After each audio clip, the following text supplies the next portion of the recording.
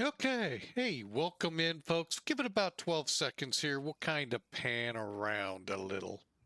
For those who are just coming in for the first time and may not be subscribed, welcome.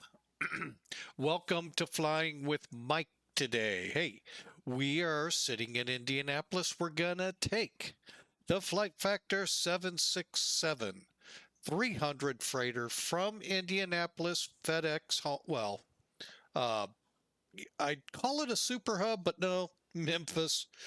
This dwarfs Memphis. It's like calling a field station for FedEx like that. So anyway, we're though at a very large FedEx complex. If you've ever driven into Indianapolis along I-70 on the west side, you'd have seen it as you pass the airport. It's kind of one of those things you just can't miss, especially if the fleet's in. And yeah, it's pretty impressive. But anyway, we're heading out of Indy, headed over to Cleveland. And why Cleveland? Well, I couldn't figure out any other better place. I did have one other, but I thought, we've been there a lot lately. Cleveland. So, a couple things to know about this plane. We're going to walk you through a lot of them as we come up to them. But the big one, right now there is a bug. I've actually had this plane 5 years, and of all in my fleet, this has always been that one plane I could go to in X-Plane 11 and mostly through X-Plane 12 without a problem. Until, we'll just say this year. I'm not 100% sure when it actually started. But there is right now a problem with the radars, both weather and terrain. Now, that could be, we'll get to that in a second. There could be a little conspiratorial thinking afoot out there, and I'll put that out there. I'll get to it. But anyway, to get around it right now, what you need to do. If you find that when you take off and about 5-10 minutes later, it just blanks out and no reason whatsoever, the log says nothing, that's what we're talking about. I actually got it to go one flight all the way to final approach 300 miles away before it did it. That's the one that kind of, you got so far. Anyway, we've all had them, so I'm not harping on it. But to alleviate that, for now, when Flight Factor updates the 767, first find out if they fixed it. That's key. If they haven't, what you'll do, you only have one 767 folder. It's not like other aircraft in the X-Plane 11. Don't worry about it, but it's a very similar fix. Go into your X-Plane 12 root folder, your folder, look for aircraft, look for the 767 from Flight Factor, go in that folder, look for plugins. When you get the plugins, pull out the TGDS. That's Tango Golf Delta Sierra. Yeah, I thought I had them backwards. Sorry. And just delete it. And that should cure it. I haven't had any problems after doing that. But the conspiratorial part now in my mind spinning a little bit is today X-Plane 12 announced final release for X-Plane 12 2.1 is now in final release. 3.0 is on the horizon. For those that know what 3.0 is, I can hear you jumping for joy in the background. The rest of you are like, what's that? It's the touted weather update coming. Now, this is to include, they're going to upgrade somehow. I don't know. I know some aircraft, the weather radars are kind of, and some aircraft, they're phenomenal. But this is supposed to be a pretty big overhaul of this and maybe of the weather as well. Um, and the radars aren't working on the Flight Factor 767. Conspiratorial minds might think there's a connection. I'm not, hey, I'm just spouting it out there. I have no fact. By the way, that's how most conspiracies are. There's no fact or anything, it's all fiction. Usually, there might be a little hint of truth. But anyway, I just find it kind of interesting. So, and that was also when I think the radars started getting kind of iffy when we saw some great video of what was to come with the radars. So who knows? Is there a correlation? I don't work for Flight Factor, so I don't know. But anyway, it's fun to think about, though, isn't it? And it's fun to be able to waste time with it. No, seriously. But no, it is something to think about. Is it possible? Maybe. Inquiring minds would like to know. No. As was the phrase in the, dare I say, 80s and 90s. Anyway, so that's where we stand right now with the Flight Factor. Now, there are other quirks. Does not hamper the plane. They're just, it's not even a quirk. It's just what you got to do to get the plane loaded and flown. I know some people don't like some of this, but I actually do. You know, so we'll kind of walk through. So again, recapping, X-Plane 12 is in final release now for 2.1. That means 3.0 is next. Keep the noise down in the back there, folks, please. We're trying to. I know it's going to be a big one, and I am really looking forward. Got a feeling. I'm hoping I get to learn some stuff with this, which would be cool. I mean, it's been a while since I've really been schooled because I've never worked with a physical, real world radar in a plane. Oh, I've flown planes in the real world, but I never had a radar. I was just a private pilot. If you had a radar, what are you doing in thunderstorms or dodging them? So I've never played with them. I think I might have had a plane with a storm scope once. Basically, a storm scope detects lightning. And that's about it. Of course, I know there's some aviation enthusiasts out there that'll tell me there's actually more to it, which is cool. So, so yeah, we may all get a good lesson in radars coming up. I'm hoping. They really hyped it there several months ago. So, but again, we're flying from Indy to Cleveland. Let's get at it. Let's get off the conspiracy train for now. And let's get into a, dare I say, real flight in a sim plane? I don't know. You decide. I report, you decide. Another saying from days gone by. All right. So, what do people kind of complain about this plane? Is that you've got to have certain pieces in place in order to load it and conversely unload it. If you even stick around, most people don't stick around long enough to actually physically unload.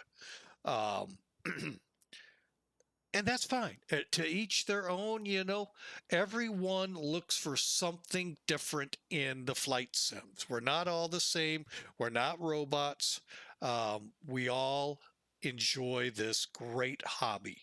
This some of us, this is as close, myself included, to ever sitting in the cockpit up there, turning the engines over, taking off, flying the plane. It's the closest I'll ever get. Some of you still have a lot in you, and God bless you if you make it.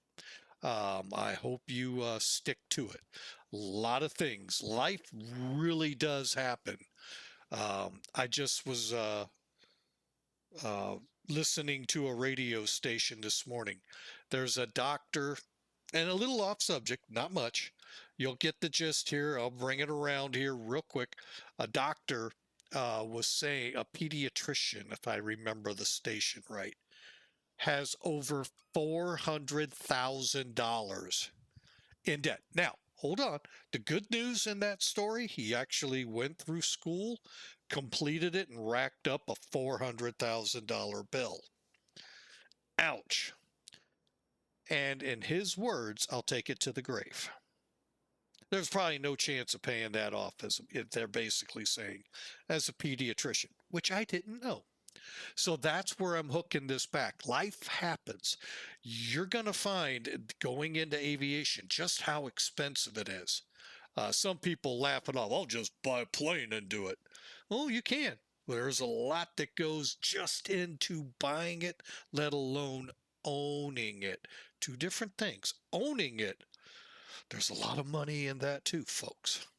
So don't let, keep your eye on the ball if you're going for this. Because I let my eye off, and life, oh my God, did life slap me hard in the face. But I'm going to tell you right now, just because I didn't get my shot to sit flying a airliner, be it airline passenger, airline cargo, doesn't mean life didn't turn out better than expected with that door closed by the Lord. I have a great family, beautiful wife, great wife. Oh my gosh, is she, I mean, what she does for the family is unbelievable. And three great daughters. And like every family, they all make you go, huh? You did what? Huh? So did we as kids, folks. Think back long and hard. Some of you, not very far. Me, I got to kind of pull out all the scrolls, tablets, and figure. But no, seriously, I would, life may have thrown me such a curveball, and will never, like I said, be able to sit up in. I can sit in the cockpit anytime I want, go to an air show and hop my butt up in there and sit in it. But to actually work in the airlines, no. So, and that's okay. Like I said, I have a fantastic life with my family that that we have here. I wouldn't trade it, folks. So, but if you really want this, go for it. I mean, go for it. And I know we have several here going for it. And I pray every day that you all make it. So, all right. Anyway, off my soapbox, let's get up in here. We'll start getting this plane loaded and ready to fly. It doesn't really take as long as some people think. However, to explain it sometimes does. All right, so we're in the 767 cockpit. It's a pretty cool cockpit. Now, I know some of you go, well, I wish they would update it to the newer versions. You know what? I like this. I don't care what it looks like. I like what they've got right here. I don't need all the razzmatazz. I just need the basics of a 767, and that's what we got here. I mean, some of the people I've listened in forums and all, I'm just like, what world do you live on? So, but anyway, to each, so I hearken back to each their own. So let's get after it here. All right. To load this plane, got two ways to do it. One up here in your plugins, the EFB there, and down by the knee of the captain. Actually, let me put it back. Hang on. Maybe the first officer has one. Maybe the airline said okay. No. Oh, wait. Maybe, yes, the airline said you're allowed to have one too. Anyway, we'll work from the captain's side. Do kind of like where they got it over there, though. But anyway, so you open her up, go to ops, go to ground. Now, what you see greenlit here, unless you plan to run the APU, have to be turned on. And when you sit and think about it, okay, we're going to load an airplane. All right. Why wouldn't you have stairs up to the main door into the airplane? Why wouldn't you chalk the plane? Why wouldn't you put luggage loaders for the cargo that goes under the plane? Why wouldn't you have a GPU? Unless you're going to run the APU. Why wouldn't you have, of all things, a fuel truck? Why wouldn't you? Now, the ACU would be optional. Now, if you want to swelter in the heat, hey, go for it. Otherwise, that's what the air conditioning unit is for. And why wouldn't you have a loading unit to put the cargo in the plane? That's my thinking.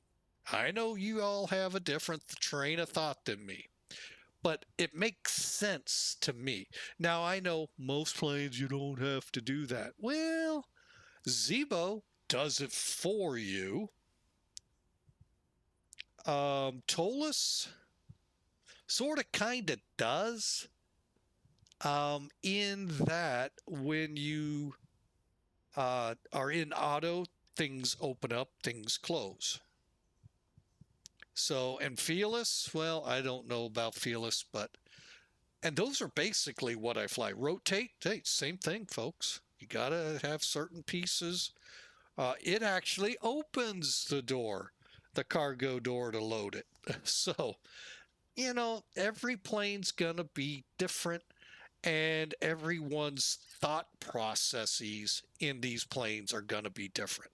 However, in the 767, that's what you need if you don't run the APU.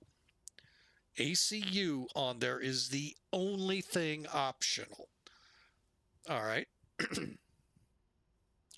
Next, and the next one catches people off guard every time if they don't fly it every day, or relatively, in a fashion they can remember.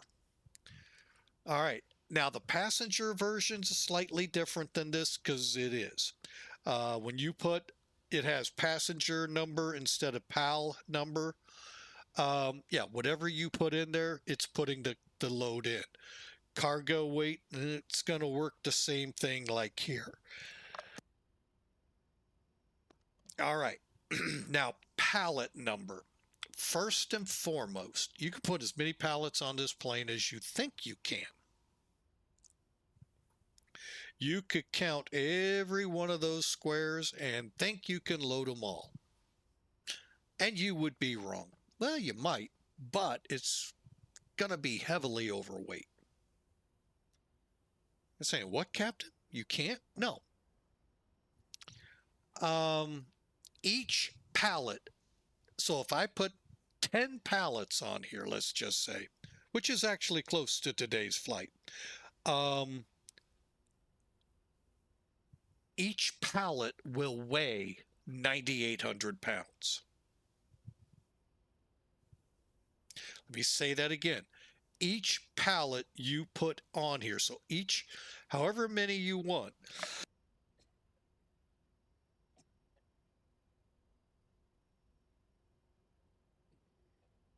oh, I definitely glad I hit the mute button. Didn't want to cough that in your ears. So however many numbers we put in pallet number, each one of those numbers weighs 9,800 pounds. Case in point. Sim toolkit, please. All right, let's take a look at today's flight, shall we? All right, payload for today, 84,750 pounds. So we'll show you how we get to this number real quick in a moment. Block fuel, that's not going to be a factor. 22,780. Of course, no passengers. Just a lot of grumpy, sad, tired, overworked packages. And again, there's our cargo load, which is our payload. All right, there's our route. Really simple. MAREO 5, MAREO to TALKN, to Rockin 3 into Cleveland. 23 left, 24 right. And the cost index for the flight will be 80. And dispatch has been really cruel to us and gave us only 29,000 feet. It's not a long flight, so that's probably why. The weather here is not bad, although I think there's some approaching weather, rain, maybe storms. Winds are 330 at 5. Yeah, I know 23 is kind of right there on the, it's technically swinging runway 5, or 32 is a possibility. And 10 miles visibility, broken layer at 18,000. Clouds are not a big factor. Up in Cleveland, what is that? Rock and Roll Hall of Fame, 320 at 7, 10-mile visibility, and we have a broken layer at 6,000. All right, again, the wind's kind of favoring 2-4, but you can see by the way they're blowing across it, iffy, but you know, at least here a little better. But we'll make do with what we have to. We are already on VATSIM, and we're ready to head out of here. Okay, so how do we reckon that 84,000-pound payload with our plane? Bear with me a second.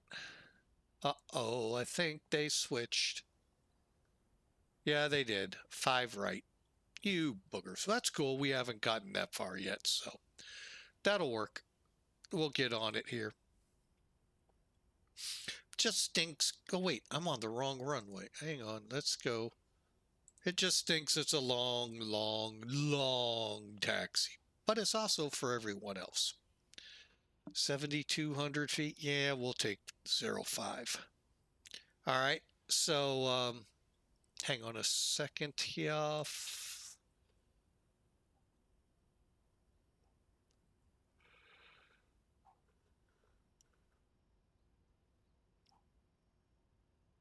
I thought I could work it from here. No, I can't. All right.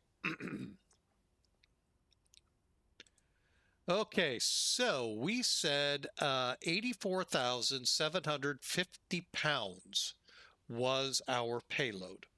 All right, and in my ingenious work, I thought I wrote it down, but I can't read my chicken scratch. So we'll do it again. So just take that 84,750. Now divide it by 9,800. It's going to give us 8.6 pallets. Just put 8 in the pallet number. We'll make up for the difference in the cargo. How? Very simple. Now we're going to do the zero fuel weight expected on the plane is 282,750. Guess what? We're going to put that number right in the $1 million calculator, and we're going to subtract it from the current zero fuel weight. Please tell me I got rid of, yes, I did. Okay. Right here is 276,400. 76400. That's going to equal 6350. That's what we'll put in the cargo weight. 6350. Enter. Now it is 282,750 pounds, which is what SimBrief, SimToolkit all say our estimated zero fuel weight is.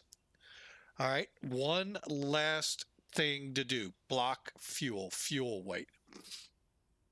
22,780. Enter. Boom. So let's see if our gross weight is close. Should be about 304, 530 pounds. We're about 1,000 over. I can live with that. Now, you've got the aircraft in a partial load. Okay. Next, I want to do maintenance on the aircraft. That way, any little thing that might have been out of place from the last flight taken care of. And then I want to optimize the CG. And it's just going to move things around to get it to where we're in a decent mean air chord MAC percentage. And get the aircraft so it's balanced decently. And then I bet you'll never guess what the last step is. I helped you. We're going to load the plane. That's what you got to do. I know some think it's a lot, but it really isn't. It only is when you explain it. When you do it, it goes quickly. All right. And now let's really step it up. All right, so we have the Flight Factor 767-300ER checklist we're working from. It's easily found by Mr. Google, as many things are on the internet. So I'm just going to go down. We've done the preliminary, that is, get the plane loaded. Now we're going to just start getting the plane up and ready to go. Now, when I do this, well, when I X out of here, it's going to continue to load, and this loading the plane will remain until they're done. How can you tell when it's closed? You can kind of hear some noise in the background, and I'm going to make sure I have that turned up for you. Okay, that'll suddenly cease out of nowhere. Also, your fuel panel, which this is one of the few things I think Boeing got right. Should be thinking about it in the rest of their fleet. Putting the numbers by the pumps that you select. When this number gets to, what did we say we're going to? 22.8 or 0.7, one of the two, the noise will stop too. All right. So that's how you can tell. But we're going to go and start getting it done. It's still got a little ways to go, you can tell. All right, so we got all of the battery, standby power, bus tie, utility bus, Gen Connects, emergency lights all set. All right, let's get the IRS ready. Move your display selector to heading HDG. Align, align, align. Give it a couple of seconds and they'll move to nav each one. And then move the switch to nav. I'm sorry, they'll move to the, is it align? Or, yeah, to align. My bad. You'll see the word align. We move to nav. There we go. All right, nav, nav, nav. Up here is 7 minutes till it's ready to align. Plenty of time to get down here. I think we may have just gotten fueled. If so, I'll fire up the APU. All right, 2507's good from July to August. Perfect. Oh, they fooled me. Pause it. K-I-N-D.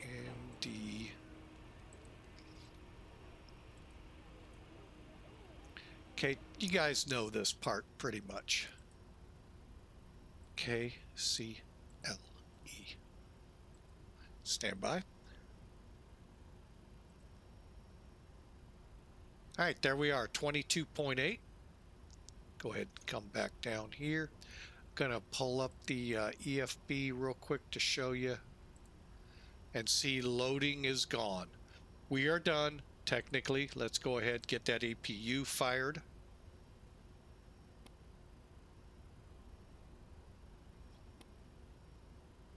Reason I'm thinking if I was in the real world, I'd like to get air flowing as quickly as possible in this plane, even though the big barn door is open, which, by the way, you can start closing.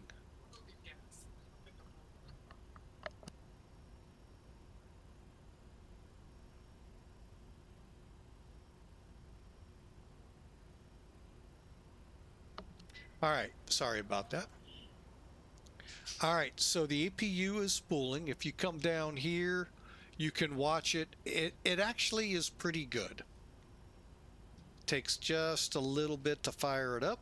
And again, you can fire it up in the beginning. That's your call. You're the pilot in command. That's why I say we all have our own ways of thinking. You know, I get what they're doing. Hang on a second.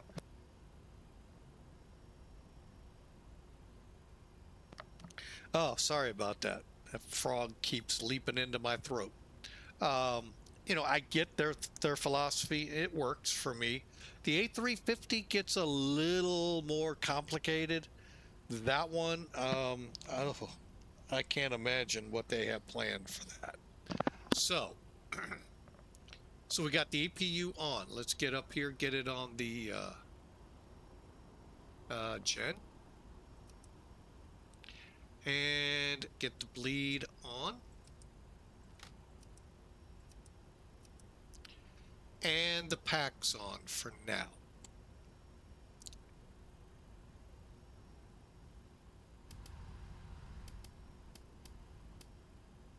Now, if you open a hatch, I highly recommend you close the hatch. That makes 2 clicks that it would take to turn it off. See, the battery has one.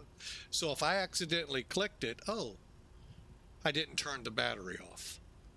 But if I accidentally click external power, oh my gosh, I turned it off. See what I'm saying? Just gives you 2. All right. And then we're going to come up here. And for fun, we're going to get rid of the fool truck, the GPU. By the way, don't get rid of the GPU until you take it off the bus. Put the APU generator on. Get rid of that, and that. Go outside the airplane, main, forward, F, bulk. And there. And if you want to see it real quick, hang on. Here's what it looks like. Oh, I thought I got rid of the loader. Ah, I'm glad I did that, even though I would have caught it. And nothing special. They just pop in, pop out. No animation like some. Okay, everything's set, ready to go. We're on the APU. And crew members and all can go up and down as paperwork is needed to be filled out and all. Again, that's up to you how real you want to play it. All right, but let's get back down here and finish this up. We have a route that we built and saved.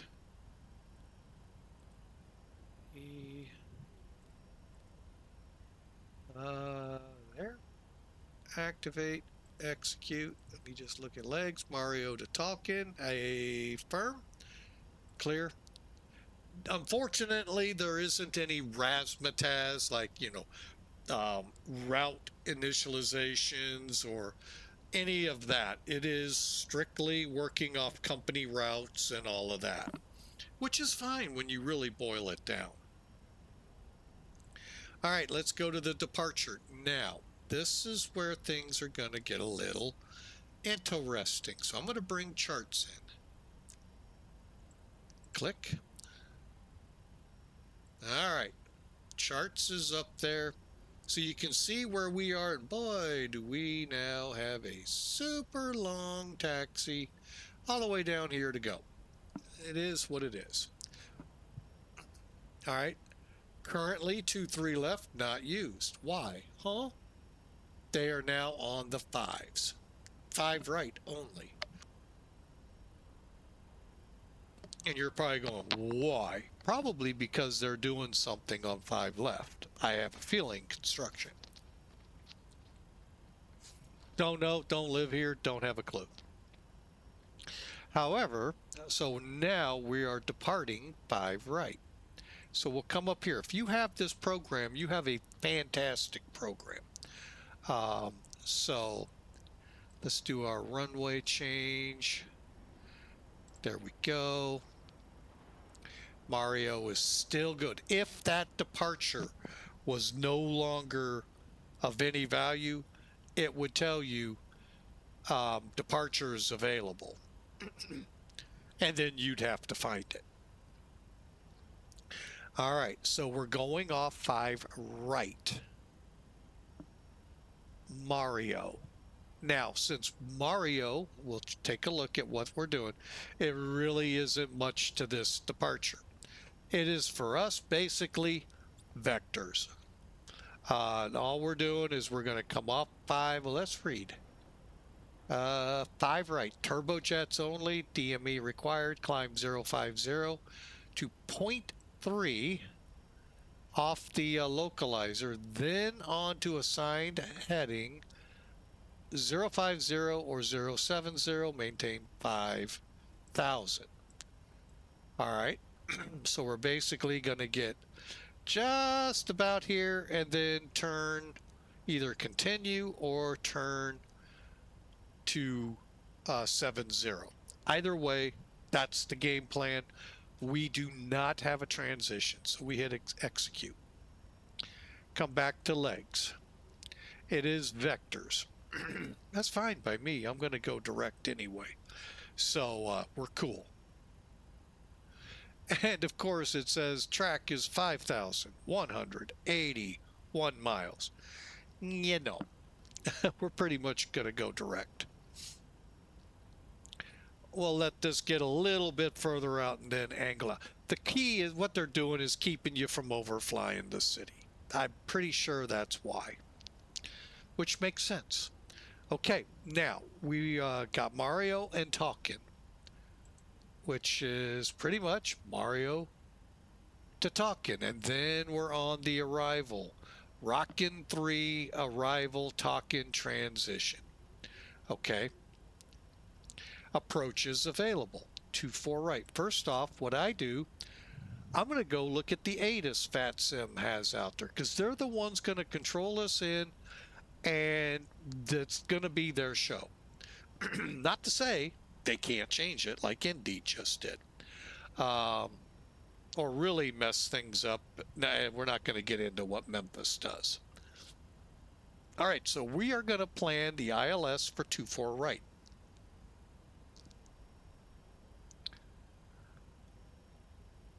Okay, pretty simple. By the way, we just aligned, and I am going to fix something real quick. Okay, can't be real quick, but we'll get it.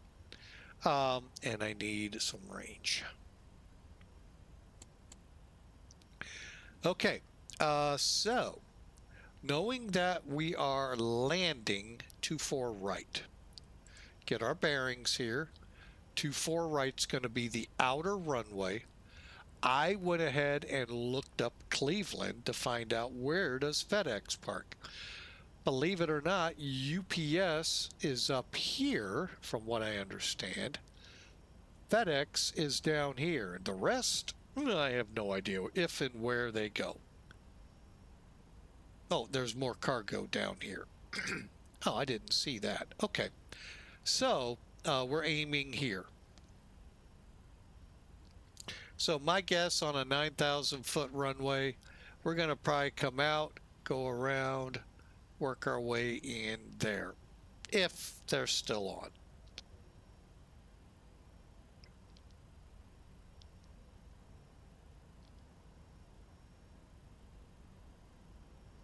Okay. So let's go back out here. Now remember I said it would have said departures or, you know, like this, approaches available. Now I can choose the approach.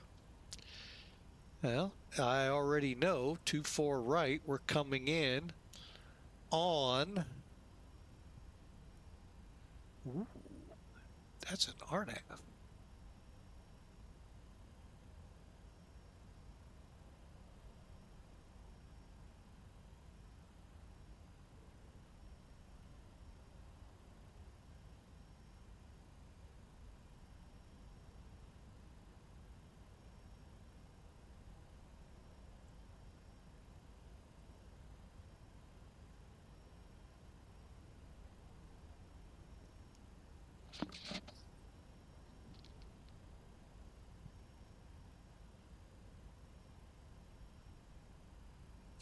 I think I'm gonna. Oh, they say the ILS, so we'll play nice. Let's play nice.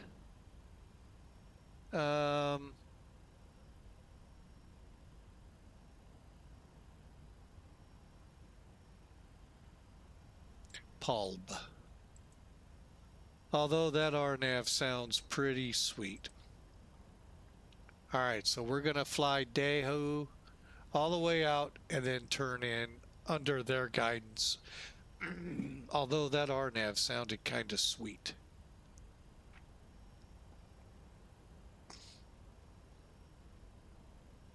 Okay, so let's go to departure arrival, index, arrival, 24 right, pulb, rockin' 3, TALKN, execute. Legs, clear that up. Clear that up. Execute. And then afterwards, we go to DJB. Hang on. Go out to DJB and hold for our missed approach. Dryer. Okay, that's all there is to it, folks. Then you just go to perf. Click your 0 fuel weight. We'll get to that in a second. Cruise to 9er 0. What did we say? 80 on this one, I think it was. Yeah, 80. And when we did the plan, 266 diagonal tree 1. Okay, and we'll put 2,000 for our step size, and all right, now I'm going to view the flight plan here. Okay, this is the LIDO format. I call it default. But basically that's what it is. If you don't change the OFP in your flight plan, it's going to look like this. Unless you're in VAMSIS or some program utilizing SimBrief to then put your route in and all, it could be different. All right, so you here's the top of the page. Here's your basic information, cost index, wins. Fuel is next. Look at this. FMS info. What? They're going to tell me? Yeah, final reserve plus alternate. Requirement if you're doing this by the books.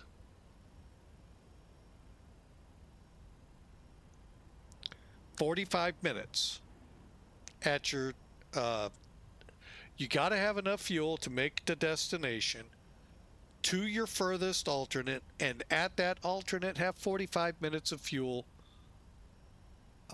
next, or 45 minutes of fuel afterwards. So they're giving you that final reserve, which is 45 minutes plus the fuel to Detroit, which is our alternate.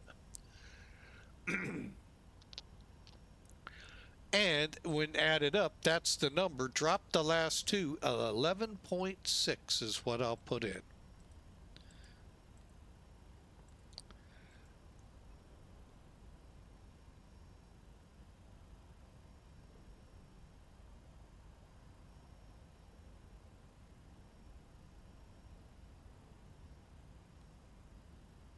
Okay, and we're done with this. Go to takeoff. I'm going to clear this out. Bear with me a second here as I get my takeoff numbers, and you can get that from SimBrief. Go to takeoff performance. We switched runways 5 right. Populate any new weather, calculate.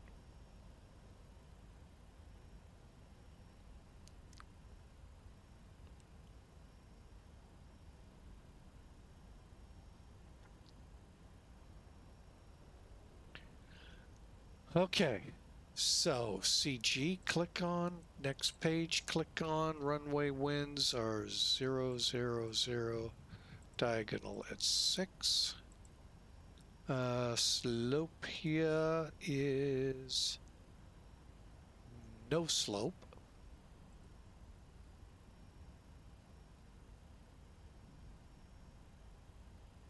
And the outside air temperature is 28.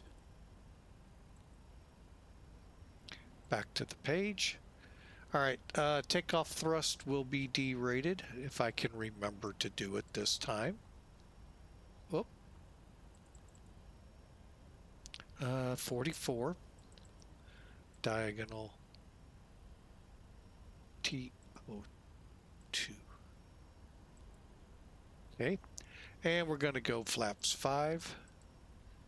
You're all going, where's the numbers? Turn the selected speeds on. All right, now I'm showing 146, 152, 156 because SimBrief increased to improve climb performance. So, but you could use these numbers. You're fine and dandy with them. But again, if you're using SimBrief, I'm going to use their numbers. 146, 152, and 156.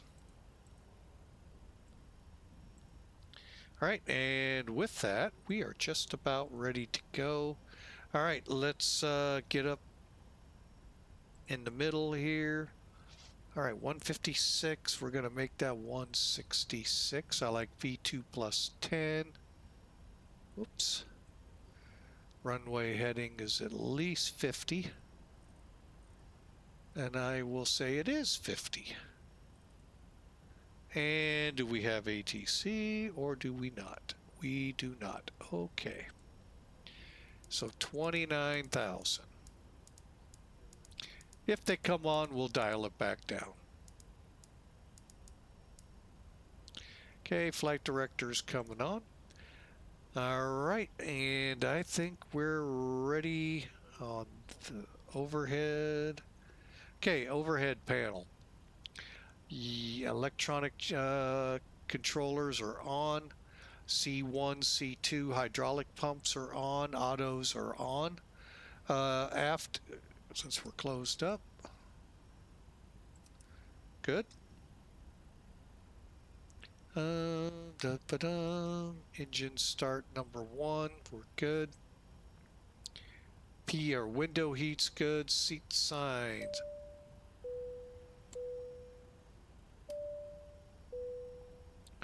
Landing altitude set. Altitude system set. Equipment cooling. Auto. Cargo. Let's see.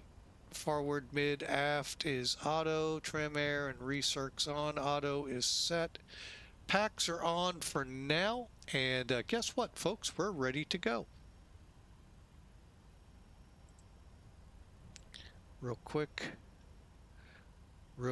Last check. 6773. Okay, that's good.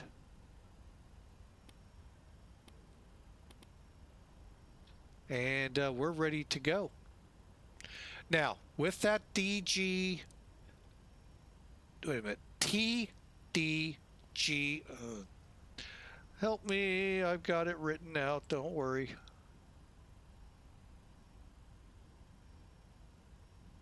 Tango, Golf, Delta, Sierra folder missing.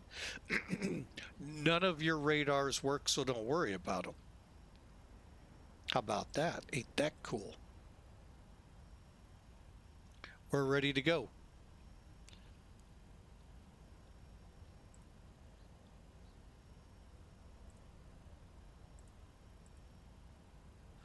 Close all just to make sure we didn't miss any. Get rid of the stairs. And last but not least, don't do what I just did. Connect.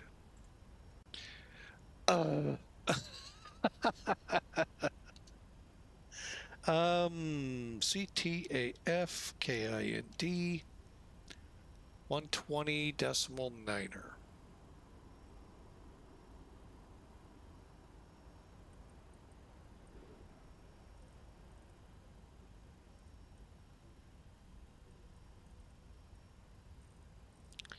I wasn't expecting that.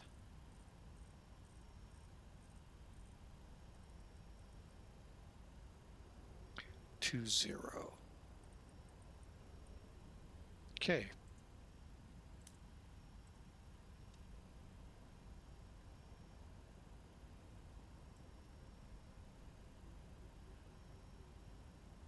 Ground to cockpit. Please show me where you want to go.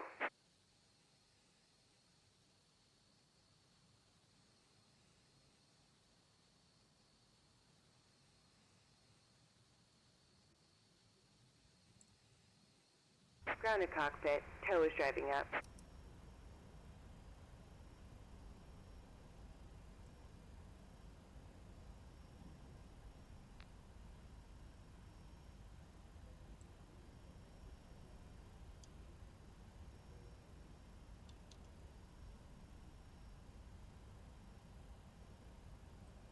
Okay, all doors and hatches are closed. Ready to connect.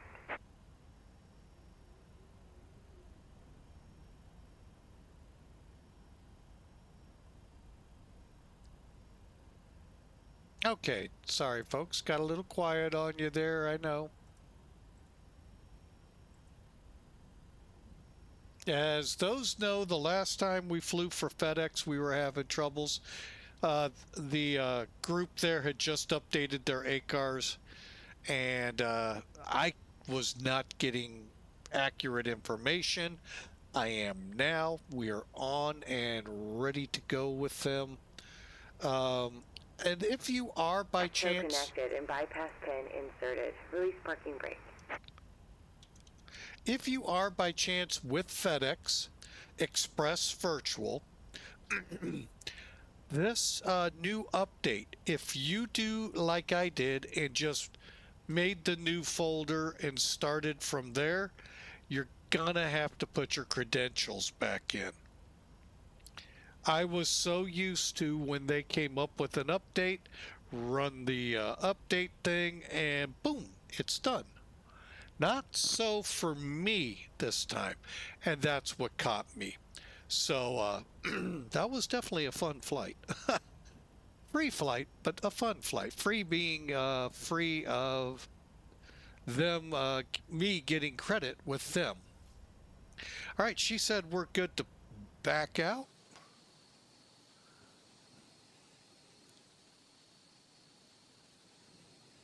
I don't see anyone hiding back here.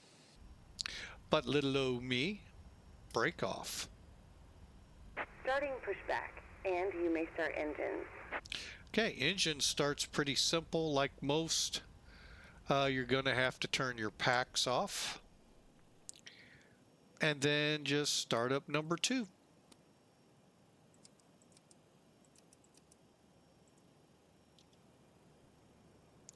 Some will note it is a little faster than the real plane. I don't think it starts this fast. Then again, what did I say in the beginning? I, like many, would love to sit right seat or left seat and fly this thing. Never gonna happen for me. But some of you out there, it's still a big possibility. Oh, you know why? I know why. Chocks are still on.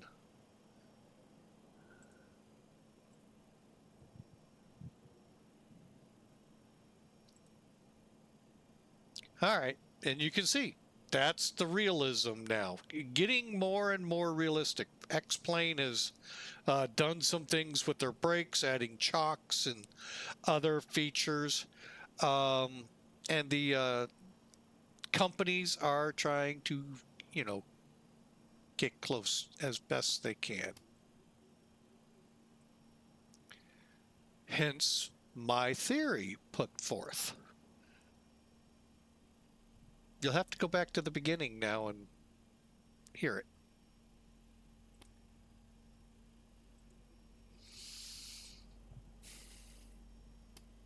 Okay, we're spooling up. Each flicker there is the generators kicking on. So now we're off the APU gen. Bad attitude, welcome. Greetings to you, sir. As we are slowly getting closer to 3.0.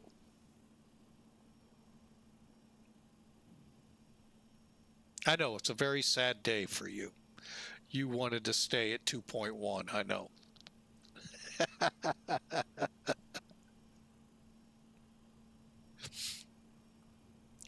All right, our engines are up and running. As soon as she gets us stopped, we'll proceed.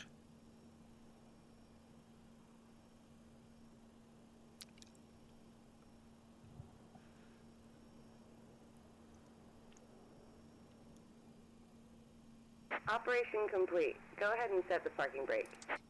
Brake set. Disconnecting tow. Stand by. Hey, what? What? Huh? I am doing phenomenal there, bad attitude.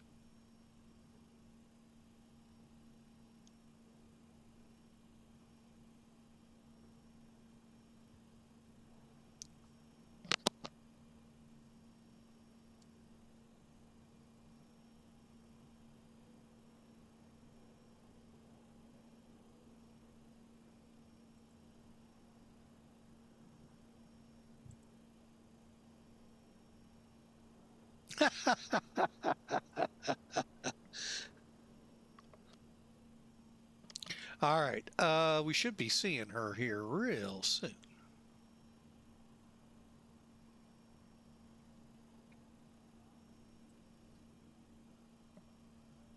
Tow is disconnected and bypass pin has been removed. Hand signal on the left. We'll see you next time and have fun up there. Always, we have fun.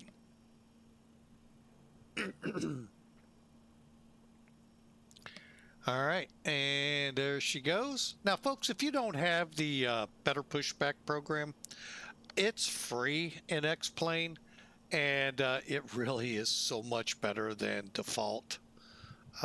More things you can do with it. The only so-called downside is, you know, getting your look out the window just right. There's the key we were looking for. Now let's get this going. Auto brakes. We need no stinking brakes. Taxi lights. Altimeters. Let's make sure that altimeter hadn't changed from beginnings.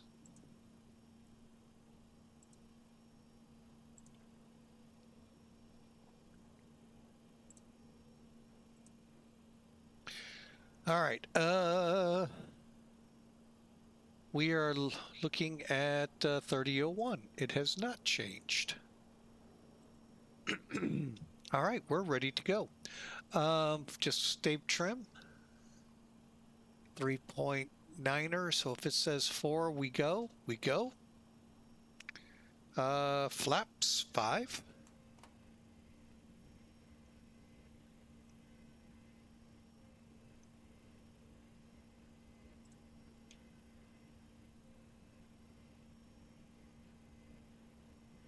Okay, and we're not indicating it yet, but we'll be there in a second. Weather radar, no. And we're set for map and 2040 over here, and we're ready to go. Flight controls, oh yeah, we might want to check those.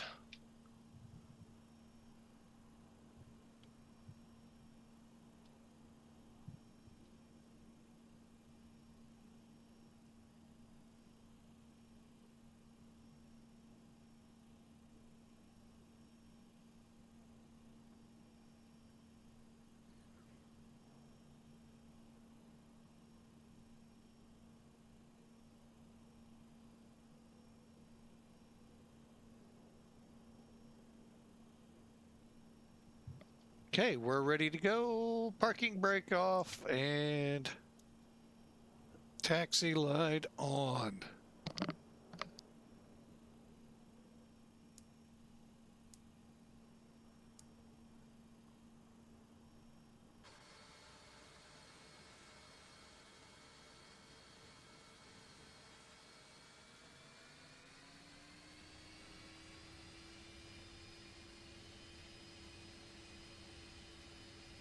Like I said, folks, this is a really big place. Not as big as Memphis, but it packs in a lot of planes. By the way, technically, the line we're coming up to is where you would need to contact ATC. However, it's always good to do it anyway.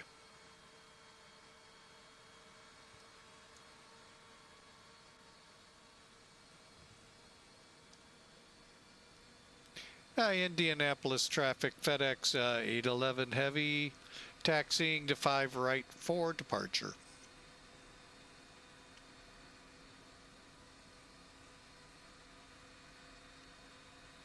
Ooh, we have traffic here. Traffic.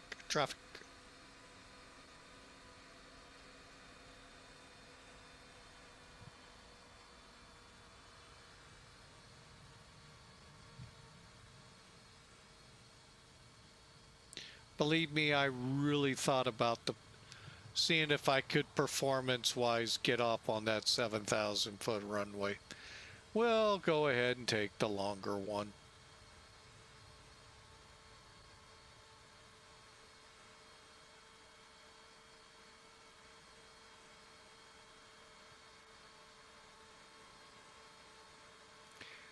And as a side note, that big empty ramp over there, that's where Indianapolis's terminal once was. Only reason I know that is Emory Worldwide, we picked up somewhere over in there. Ran a few loads out of Indy for 'em.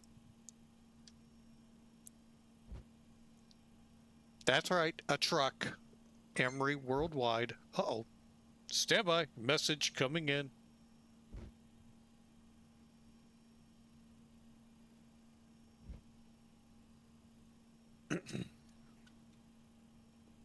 So, you know what? Let me put that on so I can better see while flying. Messages coming in.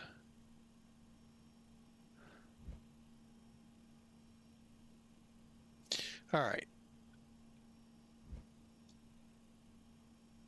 And Hawker, welcome to the stream. Emoting a moat bomb.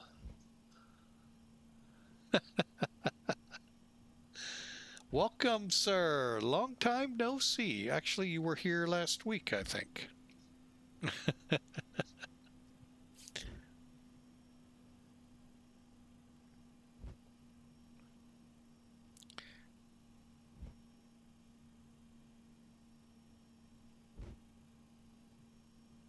But again, oh my, you're working on the computer. Oh, Lord. Attention, Space Commands. Make sure all the missiles are secure.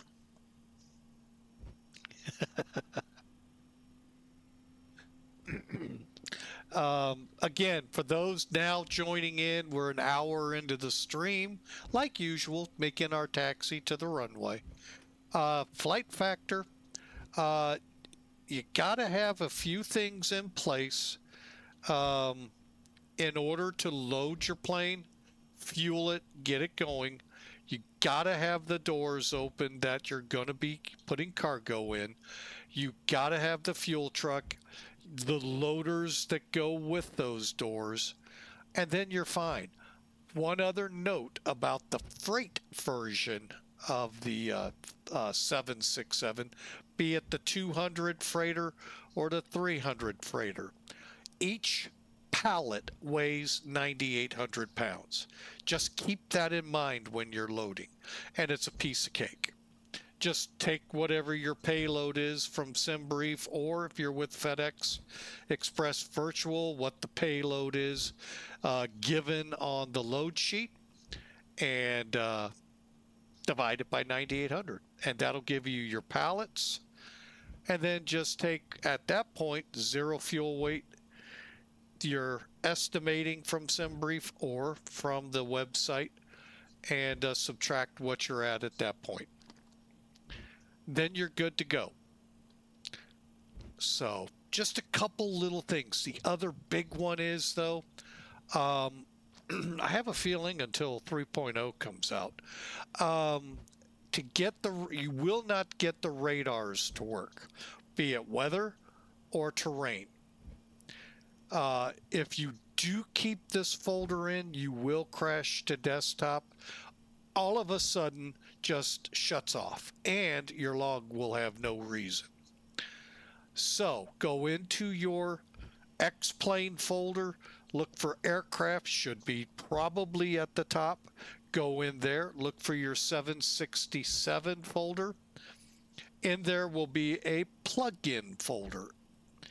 Inside that, delete Tango Golf Delta Sierra, TGDS,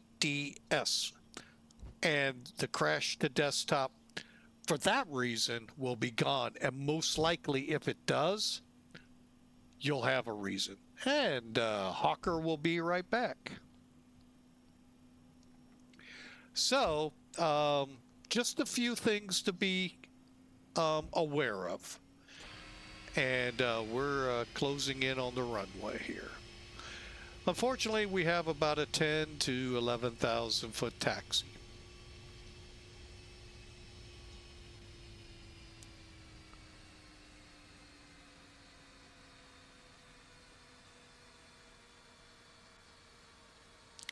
And one more check. Yes, we are on ACARS.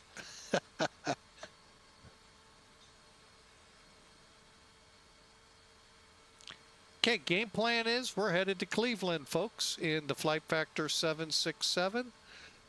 Planning, if their ATIS is correct, the ILS runway 24 right.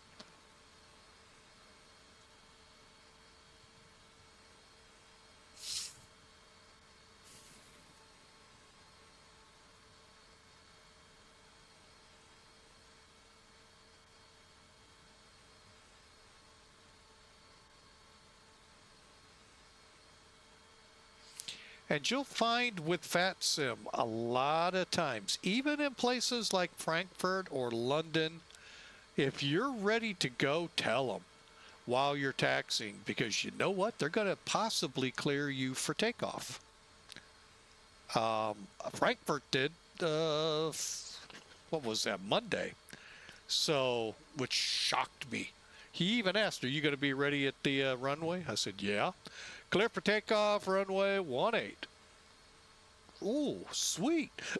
You know, now, you know, granted we don't have a tower, but if you are on with a tower or approach or center, sometimes letting them know you are going to be ready at the end could save you having to wait. They could go cleared immediate departure, whatever runway, you never know. And that gets to meaning a rolling takeoff. Don't sit and lollygag, because there's probably someone inbound on it.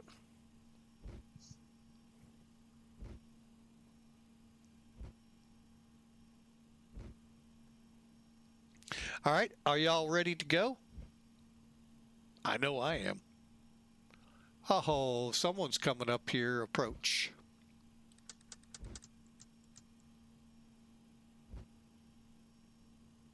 Okay, we're going to have to stop, because I got to reset for departure.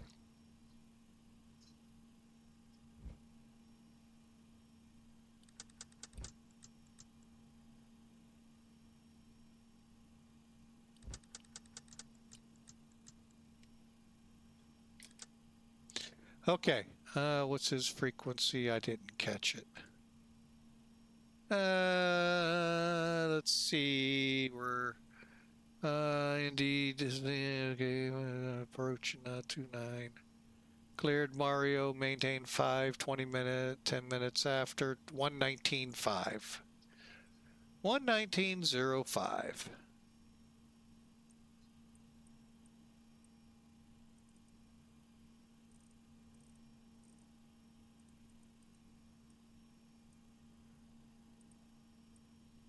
Did I get it right?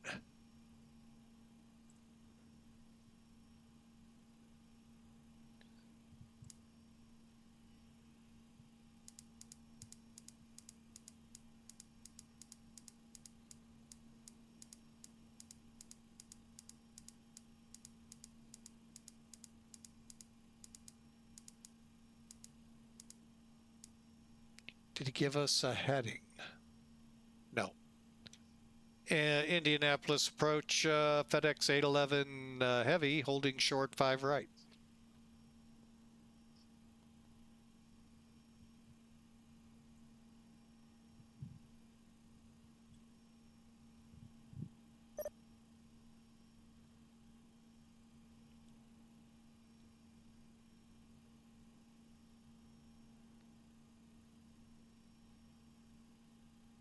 Indianapolis approach, are you on?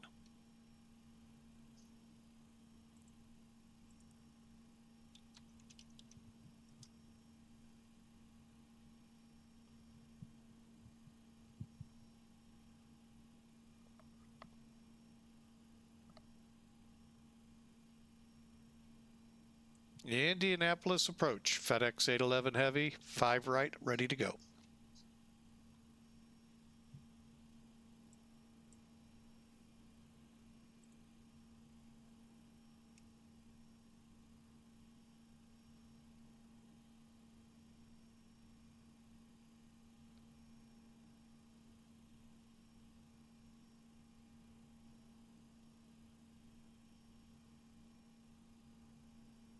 Indianapolis approach, FedEx 811 heavy.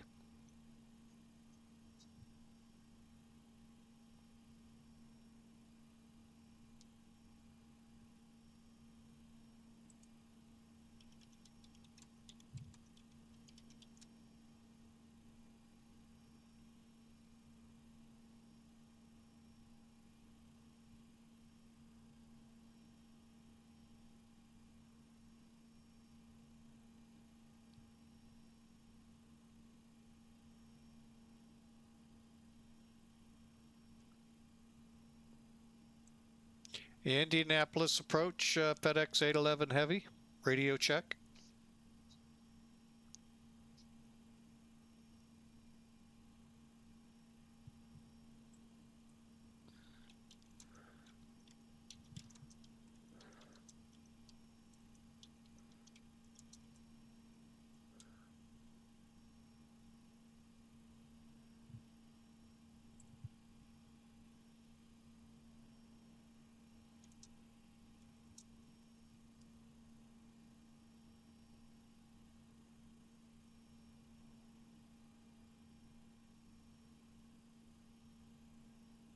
Is he gonna hold me here?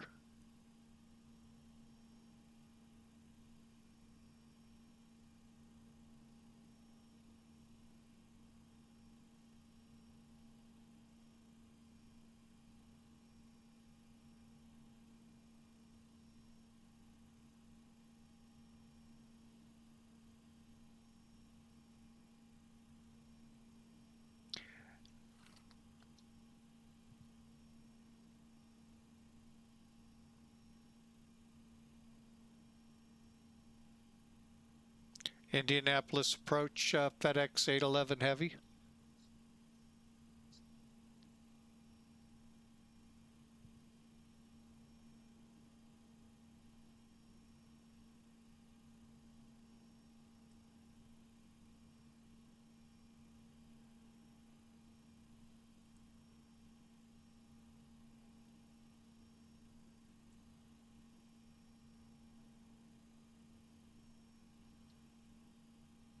Oh, it's okay.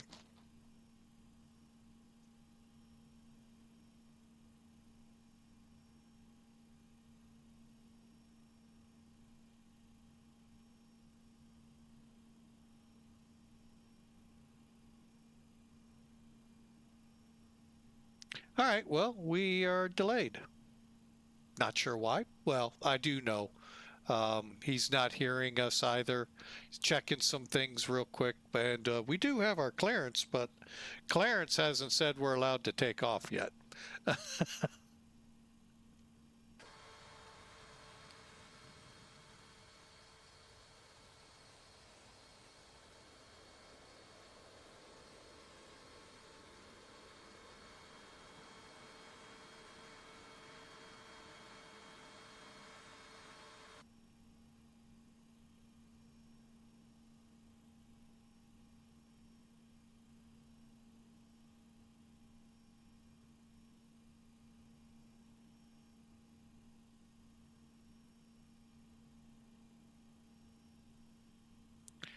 Indianapolis approach, FedEx 811 Heavy, radio check.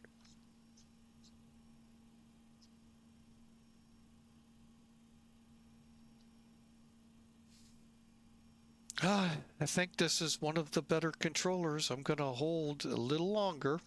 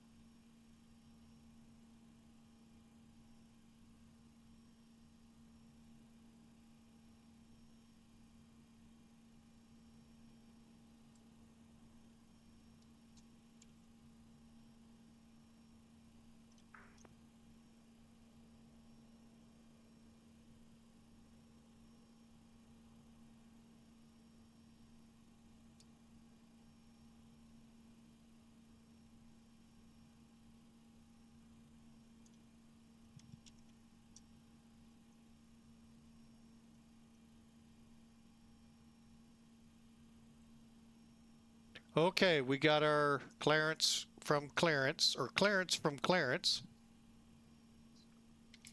Brakes off. 070 he's recommending. That's the thing I was waiting for. What heading was he going to put me on? And I think that's going to be pretty close to MAREO Direct.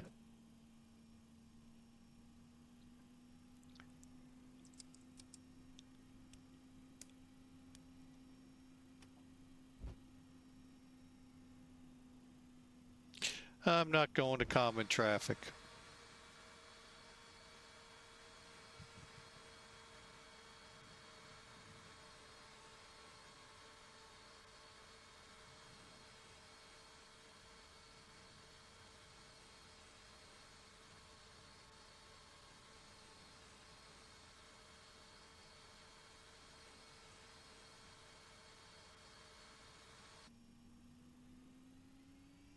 Okay, rolling.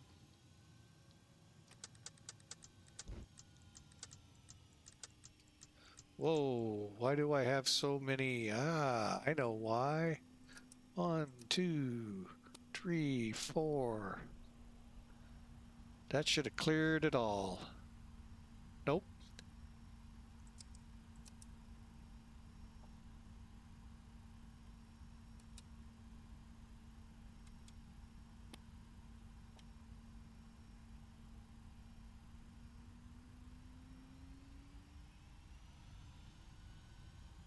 And I forgot to do the D rate on the screen over here. Doggone it. Yoga.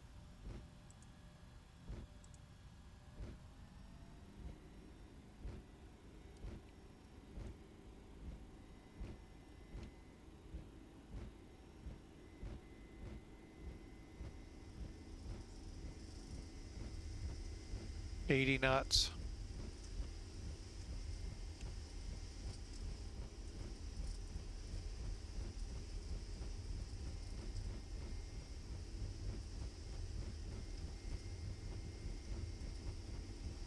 Rotate.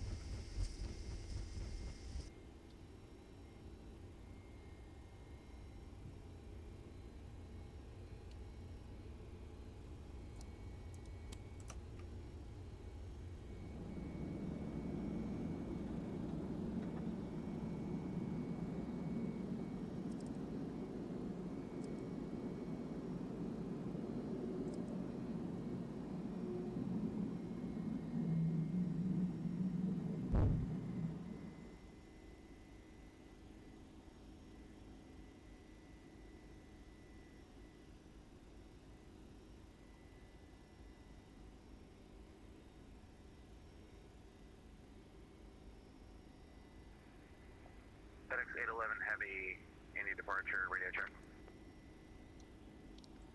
Indy departure, FedEx 811 Heavy, airborne through 3,200. FedEx 811, Indy departure, radar contact. Switch to my frequency 124.905.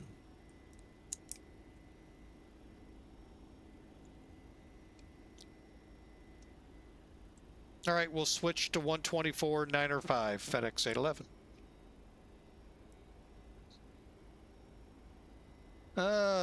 Gonna play this on me today.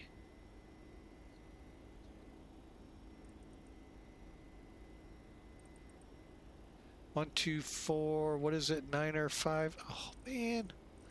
Killing me here, Smalls. Killing me.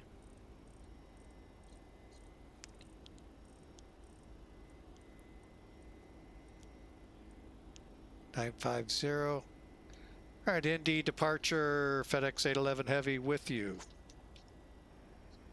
FedEx 811 Heavy in the center, roger, climb and maintain 13,000, present heading for weather. I'll have direct MAREO for you shortly. Continue 5,000.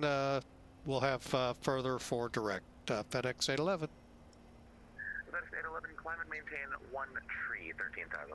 Oh, all right. We'll get up to 13,000. FedEx 811. Did I miss that? I probably did. All right. What do I need to do?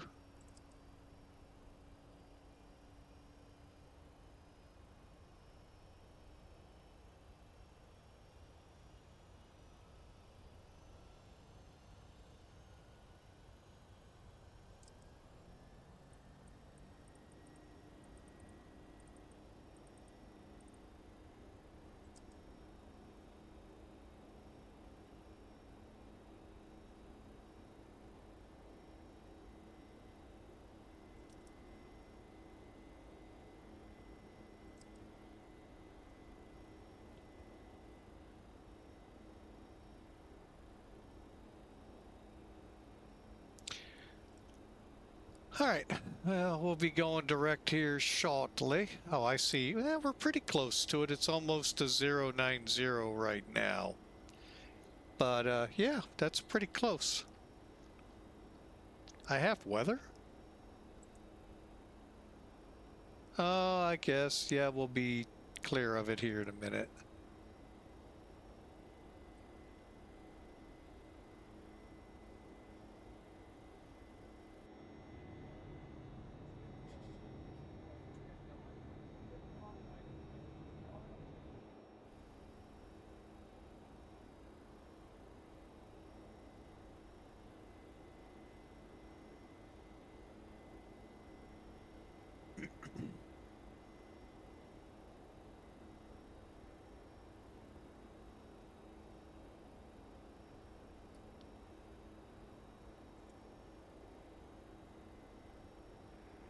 FedEx 811, proceed direct MAREO. Direct MAREO, FedEx 811 Heavy.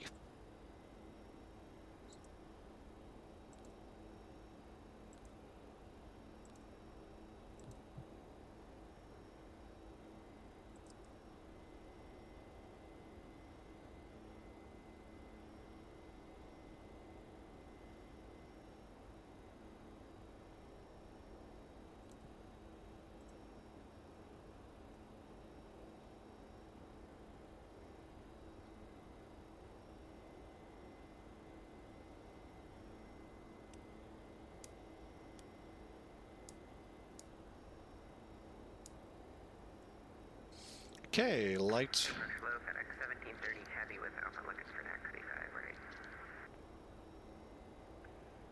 FedEx 1730 Heavy information, Alpha's current runway 05 right, taxi go ahead, Delta. Delta 05 right, we have Alpha FedEx 1730 Heavy.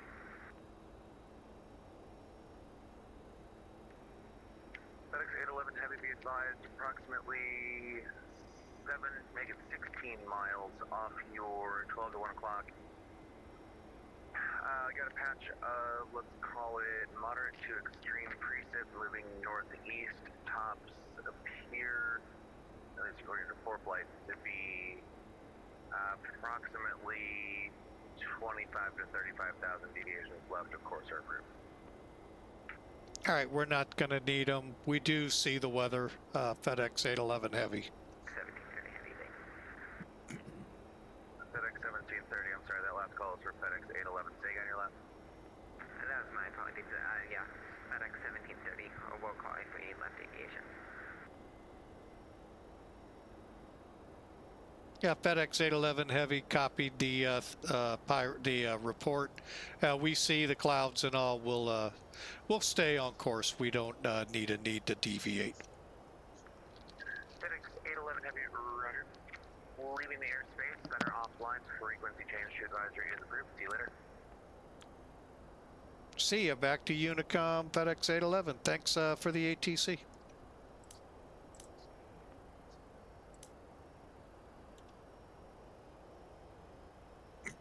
And we'll have center here soon. 19875. We'll just plan on it.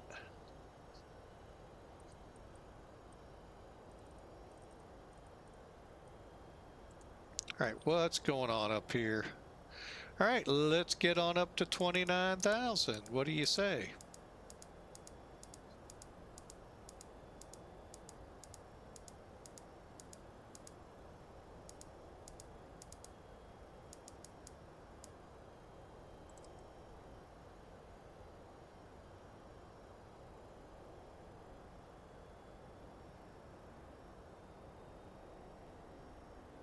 All right, what I meant to do on takeoff was click takeoff and then select 1 or 2. 2 was what we were wanting. I forgot. I always forget. So, bummer. I say get up to 29,000. That's what I'm trying to do. Oh yeah, get back to what I was doing.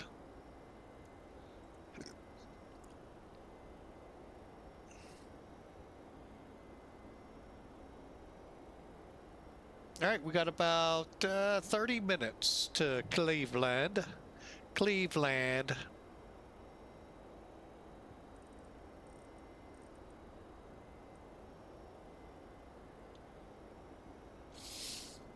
Let's see what's out that window. Ooh, kind of like a nice sunset.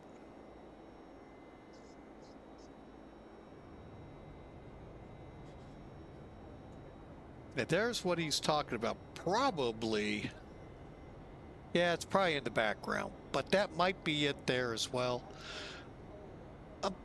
Fortunately, we don't have a radar, so because of the problems they're having, or maybe not having, could all be a ruse for 3.0. Who knows? Hey, if it's true, you heard it first. No.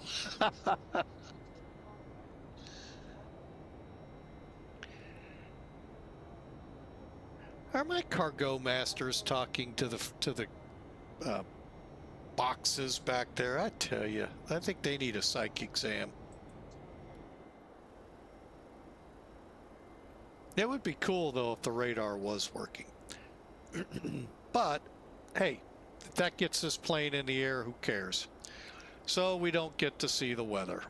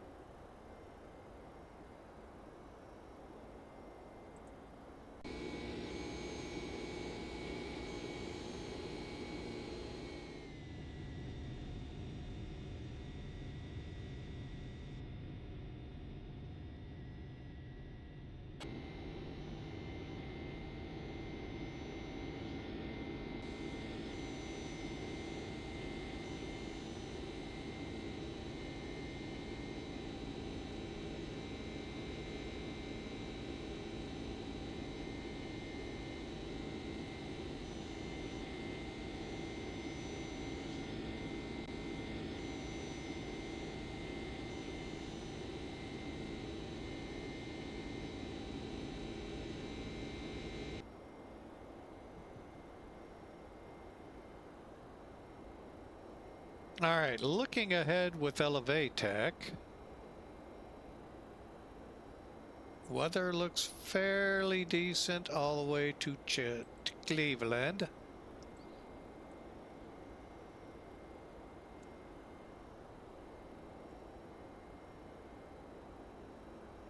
All right, let's start thinking the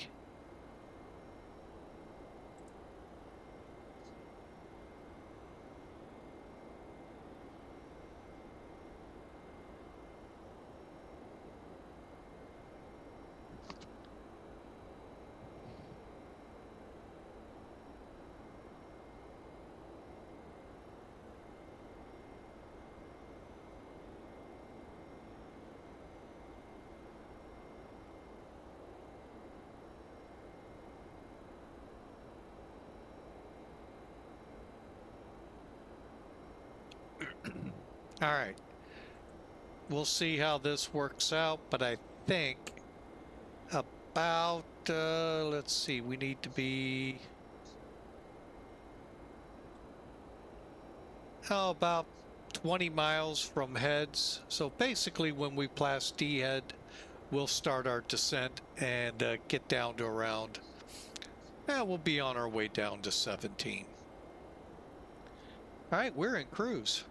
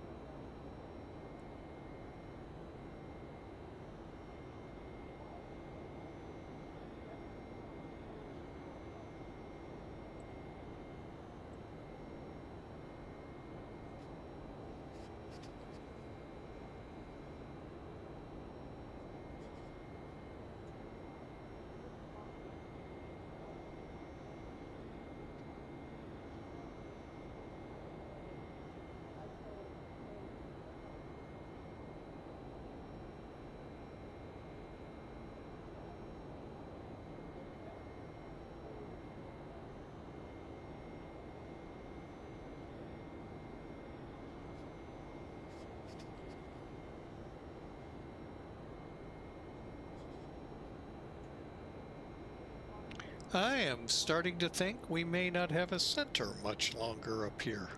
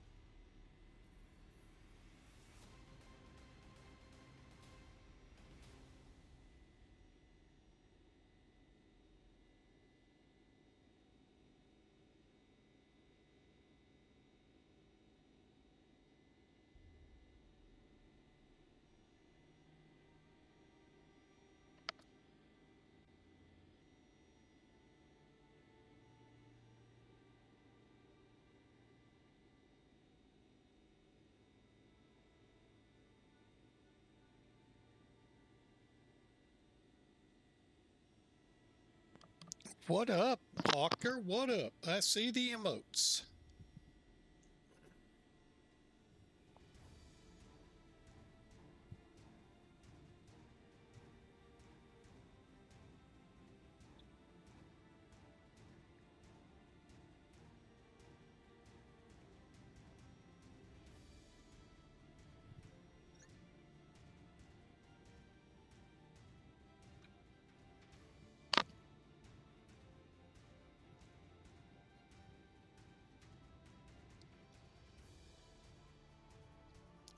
All right, it is time to come down to, they said 19.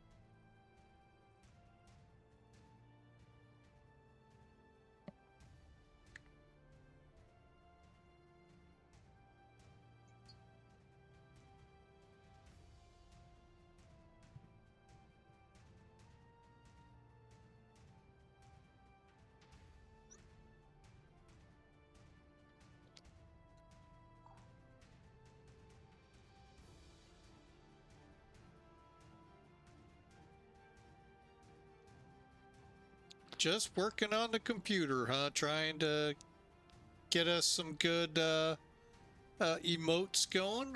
What's up? Don't touch that wire. It could hurt.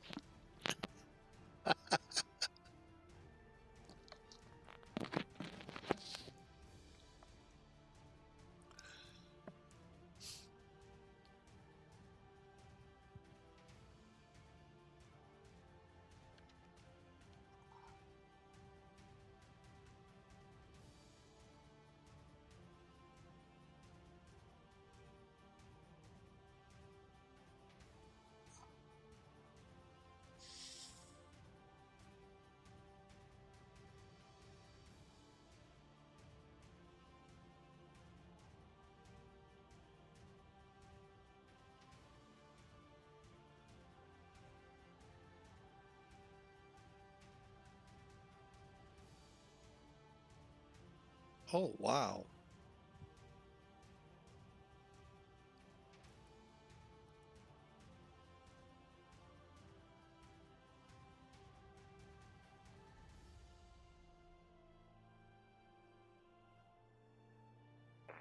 Ticket 427, this is New York Center on guard. If you hear this ident, contact me on 125.32.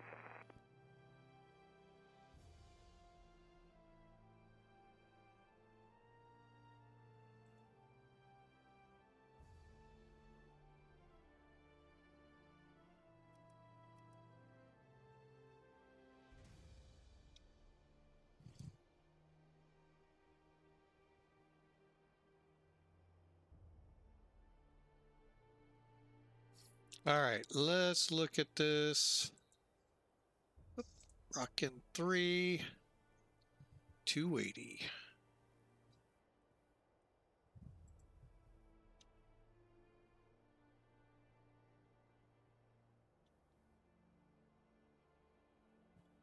All right, so we're headed into Cleveland, Hopkins. Cleveland. See if they got an ATIS. Hey, there we go. That's what was making me wonder if I was going to have ATIS or a ATC. Their ATIS was gone. Usually that's a sign they may be signing off. And I do get it. It's 9 o'clock out there. So between now and 10 o'clock, they are going to probably sign off. Which we should be on the ground their time by then. All right, we are 22,000 feet coming up on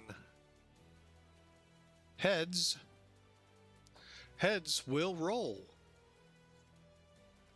And we're descending to 19,000. Actually, I'm going to go ahead, step it to 7. Well, I'm not going to get that overzealous just yet.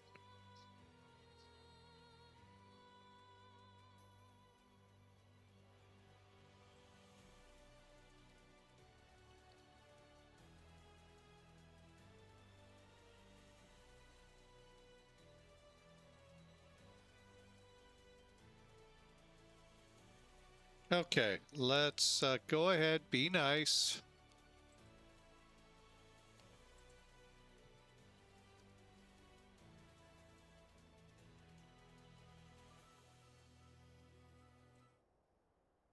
All right.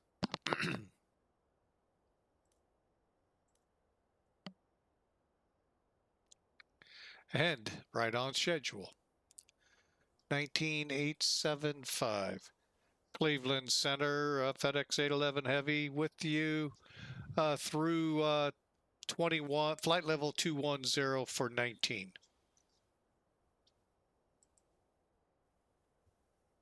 FedEx 811, Cleveland Center, hello. Radar contact, descend via the Rockin' 3 arrival to Cleveland altimeter 3002. Descend via the Rockin' 3 arrival. And we got the ATIS, FedEx 811. Not much to it. Aircat 124, Cleveland Center, hello, climb maintain 280. Climb maintain 280 and confirm the Top Gun 2 arrival for Detroit. Affirmative, Detroit landing south.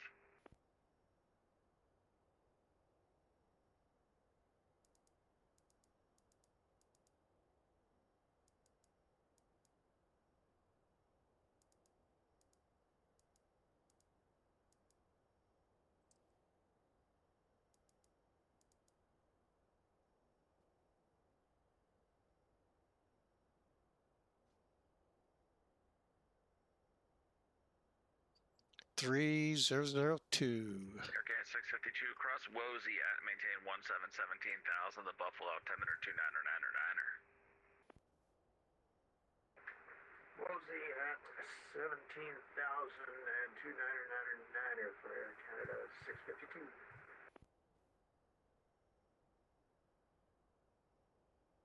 American 5667 Cleveland control low, actually flight level 180, climbing to flight level 230. American 5667, Cleveland Center, climb maintain 350. 350, 5067. And Cleveland Center, hello, Air Canada 915 at 14,000, or 50,000, go to 220. Aircat 915, Cleveland Center, hello, climb maintain 370. 370, Air Canada 915.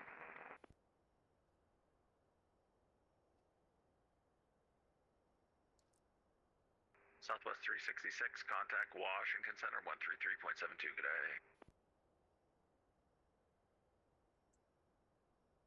FedEx 811, contact Cleveland approach 124.0, they sign on just for you.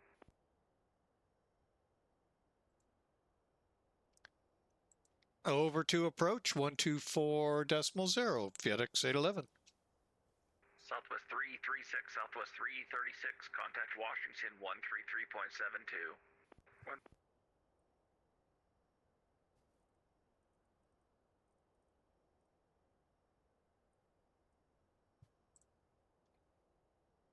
Yeah, Cleveland approach, FedEx 811 Heavy with you, approaching Rockin' at coming up on 15,000. FedEx 811 Heavy, Cleveland approach, Cleveland altimeter 3002, expect the ILS runway 24 right.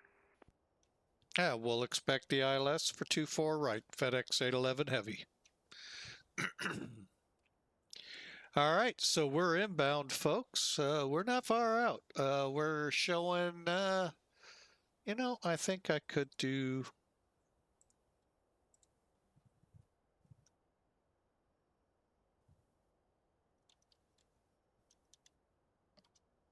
that for you all, and if you do want to put a predict in,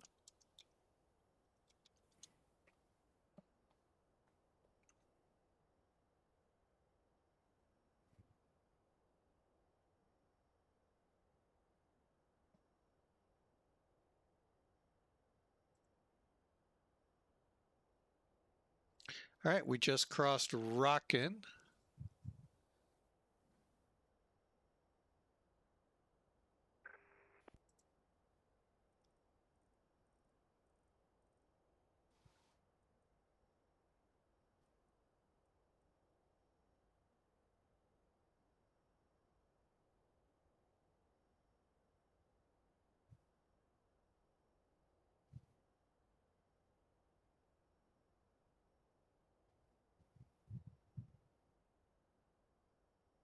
Departure November 9er 302 Hotel, ready for departure 24 left.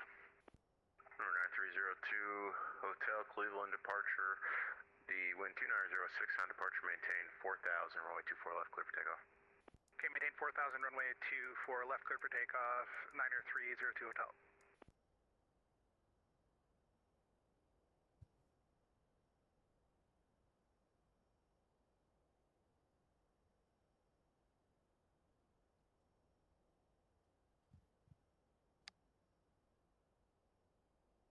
All right, Devo, 14,000 to 8,000. Got that one.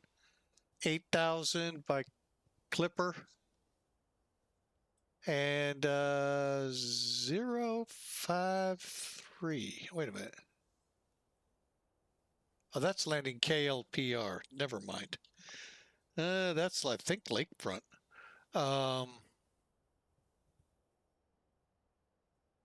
So yeah, we'll hold up here. Where are we descended to? 10,000.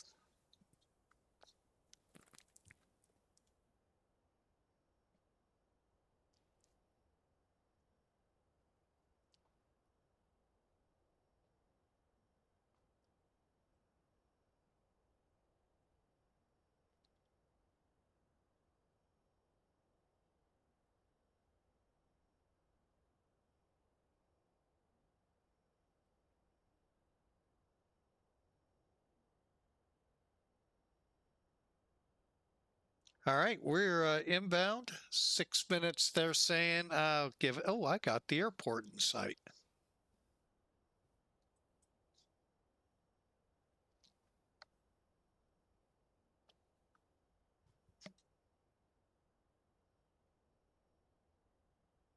FedEx 811 heavy descend and maintain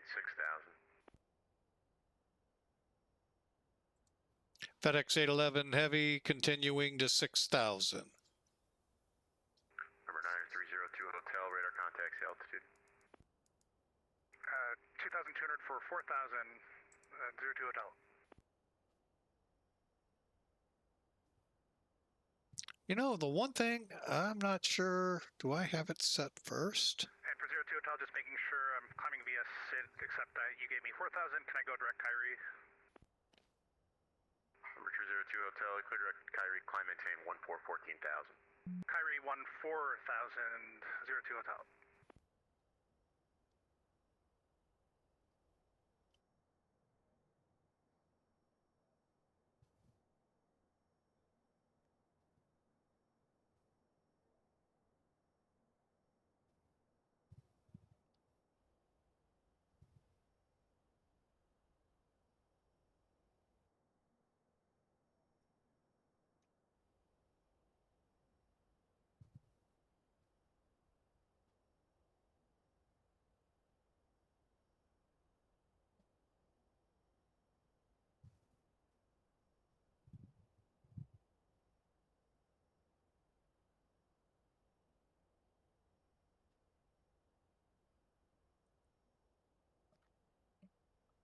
Yeah, if I wanted to land, I'm almost straight on. Hey, who put that cloud in the way to not let me see the runway? I think it's that Hawker guy.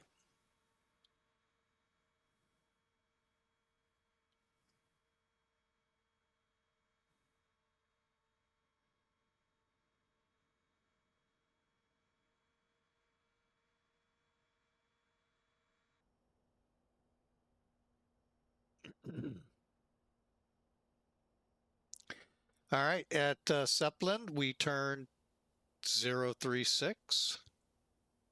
Enter a right downwind for 24 right.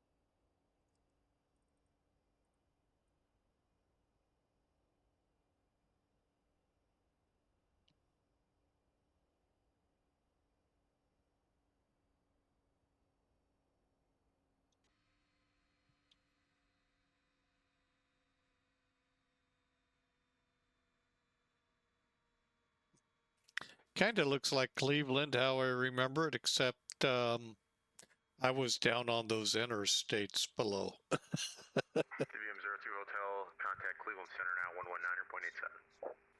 Cleveland Center, 119.87, TBM 02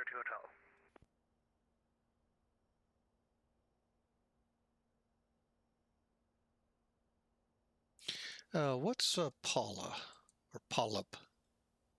5,000. Okay. FedEx 811 Heavy, descend and maintain 4,000.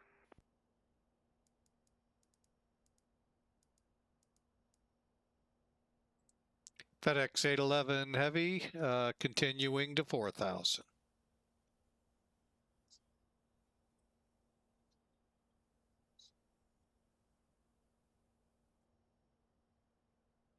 I'm gonna get turned in at Graham-ish.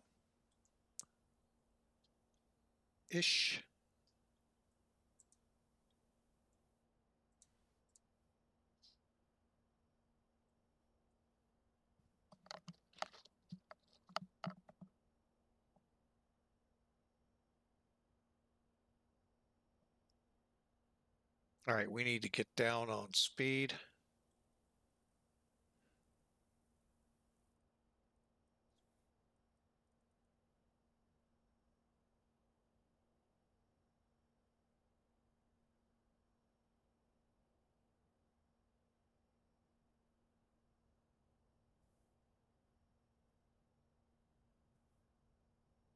Flight attendants, take your seats for landing.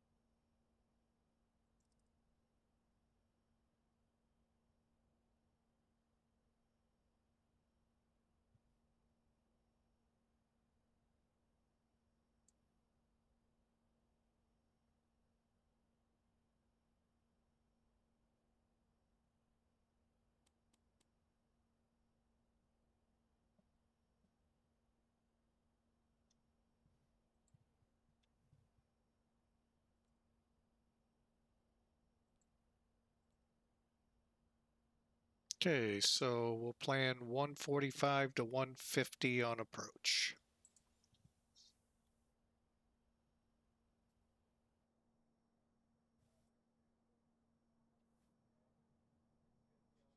Purdy, purdy, purdy. Is the only way to look at this city and say purdy.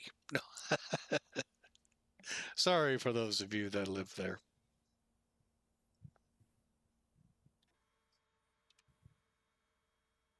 FedEx 811 Heavy, turn right heading 150, descend and maintain 3,000, vector Silas 24 right. All right, down turning 150 down to, was that 3,000 for FedEx 811 Heavy? Affirm 3,000. Down to 3,000, FedEx 811.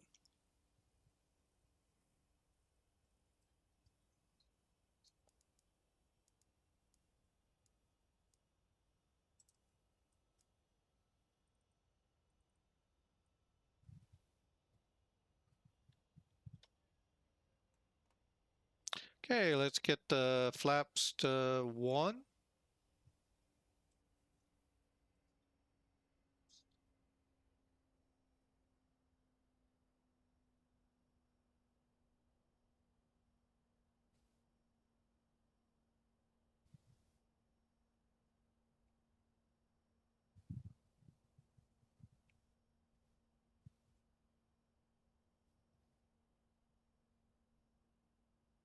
FedEx 811 Heavy, 5 miles from Shirk, turn right heading 210. Maintain 3000 until established on localizer, cleared ILS runway 24 right approach. Alrighty, we're turning right to intercept. We'll maintain 3000 till on the localizer FedEx 811.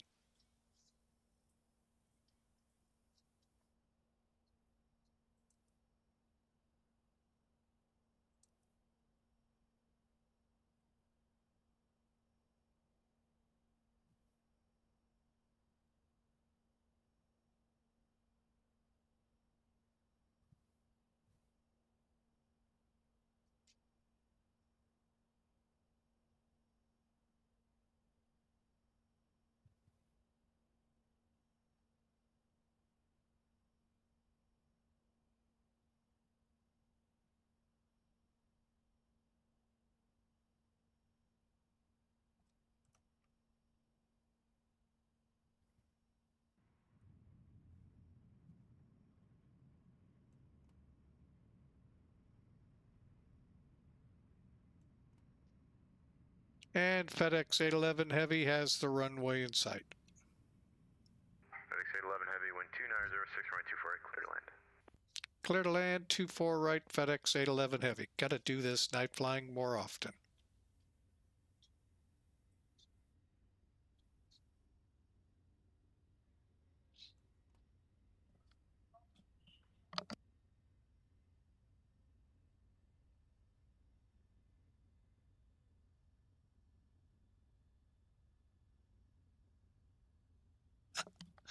All right, dog's cracking me up here. It's thundering and he's not liking it. All right, let's get this to 140. Let's call it 150. Get the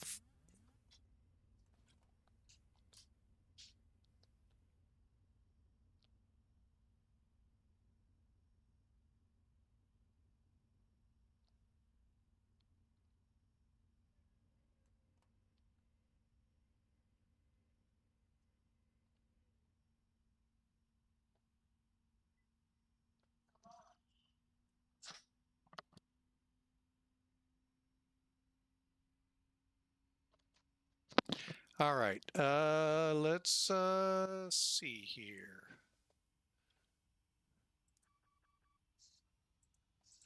I got this speed. Oh, what the heck? Let's just take the plane. We're slowed up, flaps full.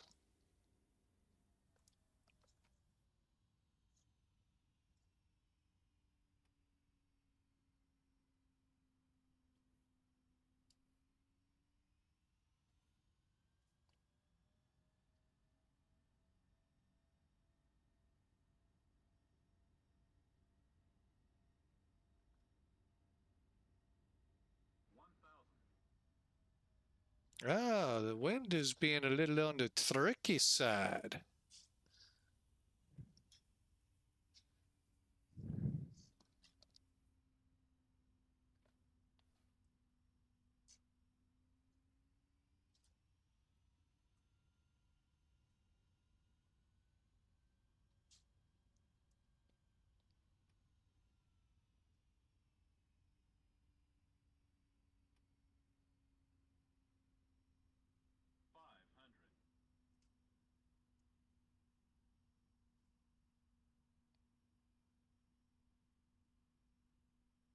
Okay, we're stable and we'll be landing.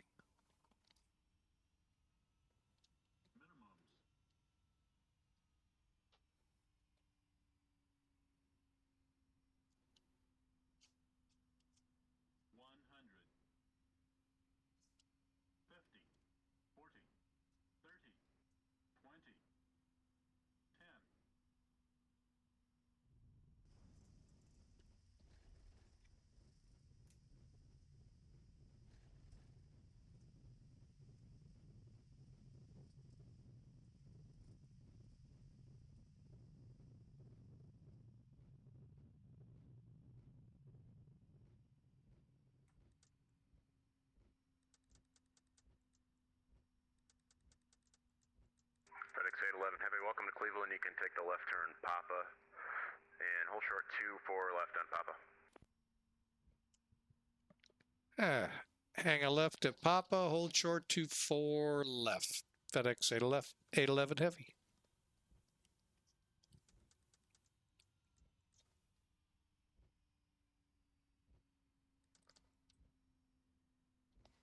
Approach, good evening, Delta 1775 on the tribe for arrival, and we are passing 12,300. Delta 1775, Cleveland approach, the Cleveland altimeter 3002. Expect the vector is ILS 248. Vectors 24 right, Delta 1775, man, happy birthday. Happy birthday to you. Thank you, sir. FedEx 811 Heavy, cross runway 24 left on Papa. Continue parking via Papa Lima Kilo Hotel.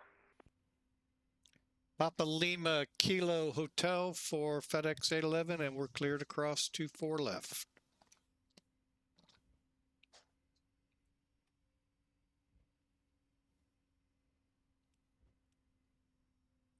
FedEx 811 Heavy, cross 24 left on Papa, and then Lima Hotel, correction, Lima Kilo Hotel. I know what happened. All right, I hit the wrong button there, obviously. Crossing 24 left, Papa Lima Kilo Hotel for FedEx 811. Delta 1775, descend and maintain 6,000.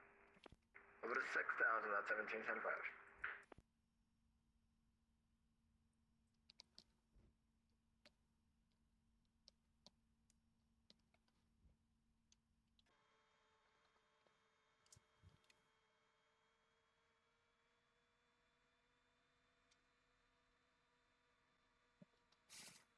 I would have swore I turned those lights on, but I guess I didn't.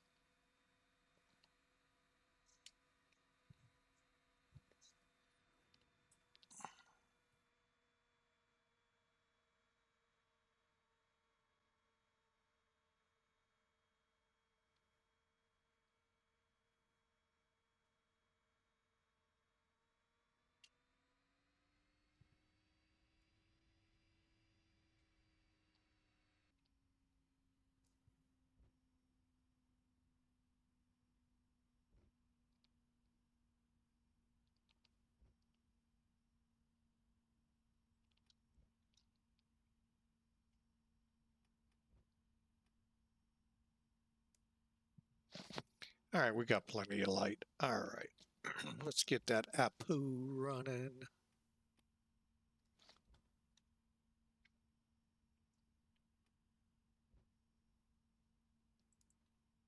Delta 1775, turn right heading 280, descend and maintain 4,000. 280 down to 4,000, that's 1775.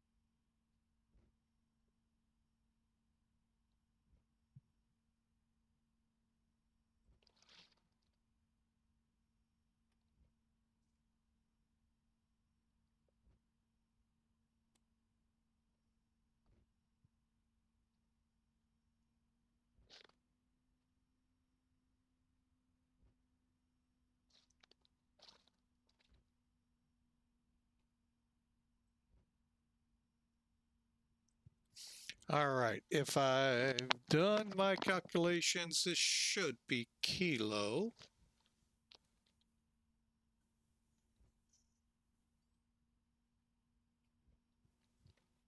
And it is.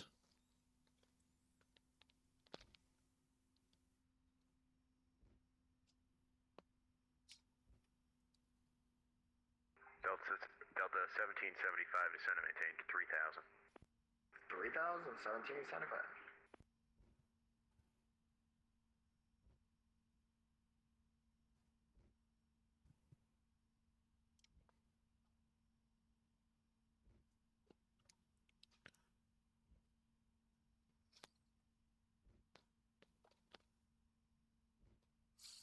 Cool thing is, once we turn on hotel past the firehouse, if there is one on the scenery, FedEx is the first set of parking.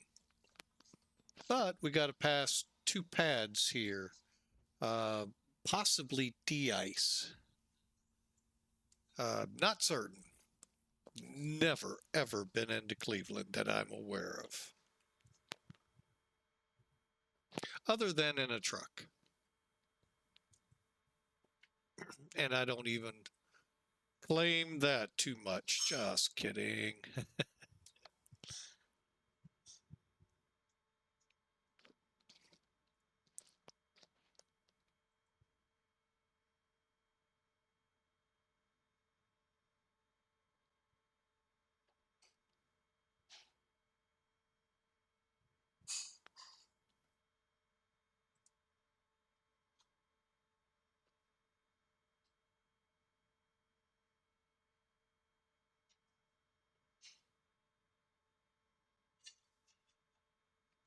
Delta 1775, the field at your 10 to 11 o'clock in 13 miles.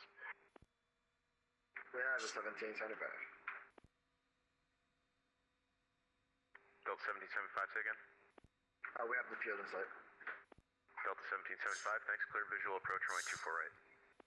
Clear visual 24 right, Delta 1775.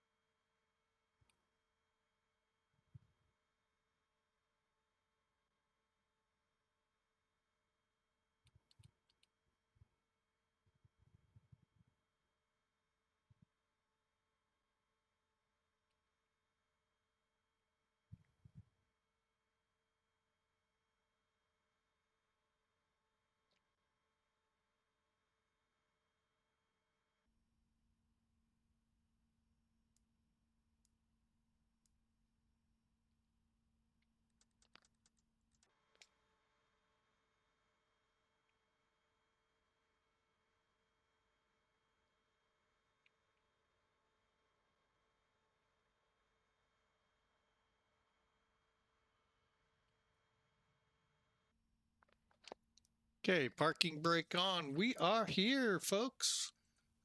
Hurrah, hurrah, hurrah.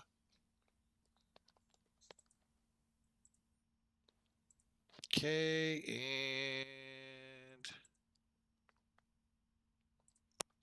all right, get that turned off. All right, let's get this thing first off, get up here. Bleed. Generator.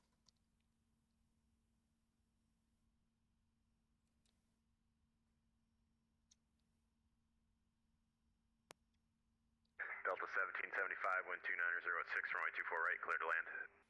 The land 24 right, Delta 1775.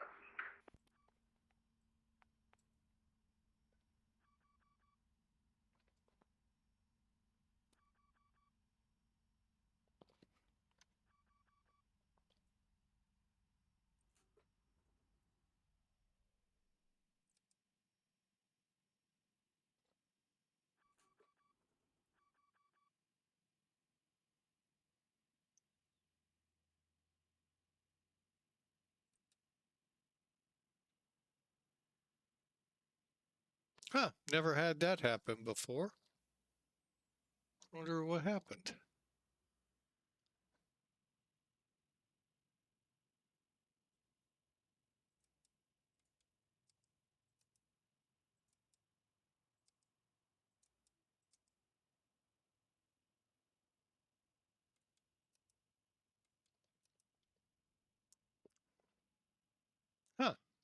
Oh well.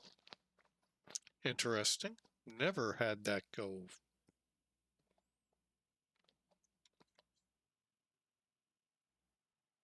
I am on the Gen. I am on the APU. Or did the APU?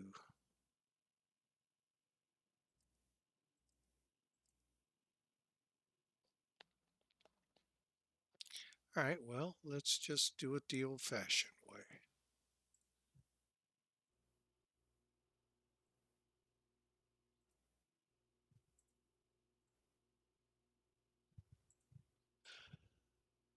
Okay.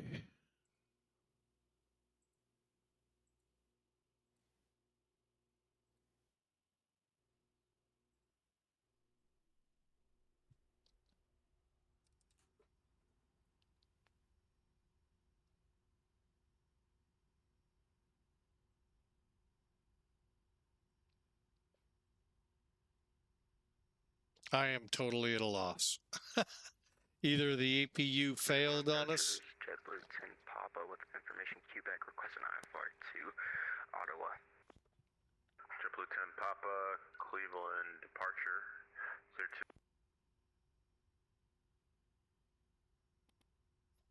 02. Okay, I don't know. I'm guessing the Gen failed somehow.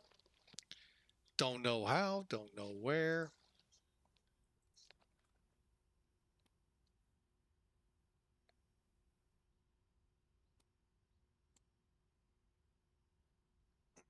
All right, we're here. That's all that matters. Just be totally honest, okay?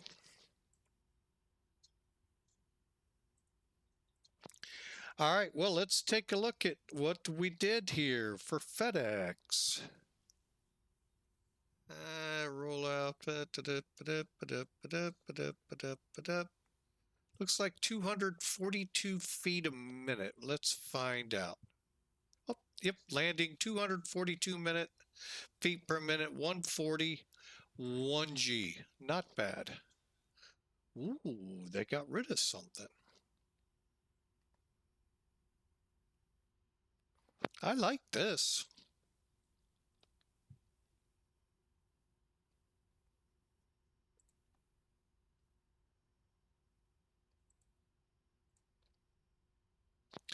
All right, and shows me in Cleveland. Just checking when new things come out, I always want to check. Good, good. All right, FedEx is doing a good job like always. All right. All right, let's take a look here at some things, see how things went. Start with Elevatech, the new guy on the block. I must have minimized. Okay, there we go. All right, so you can see how nasty it's getting. I'm going to see something real quick here in St. Louis. We were hearing thunder. It's in the area. All right, so there's where we are. There's our lovely approach. Let's complete the flight.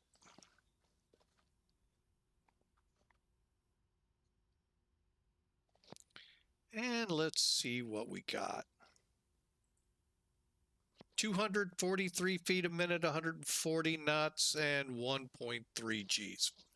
Take it any day. Problem is, that's all you get. And for me, now again, I told you, every pilot that flies these planes or think of it as a game, hey, whatever, you know, enjoy it. I go deeper. I want to know where did I land on the runway and what were the metrics of that. Well, by metrics, let me show you what I mean. And that's where Sim Toolkit comes in. Now, I know a lot of you are on Volanta. And I'm not going to sit here and berate you. Hey, to each their own. I don't like payware a lot. And there's a lot of payware hidden within that software that it's not me. Okay, that's me. And that's why. And it's kind of like Elevatech. Elevatech has a few better options for pilots on it than I think Volanta. But I think Sim Toolkit blows them out of the water because it's all free. I have yet to come across something I had to pay for. And that's important to me.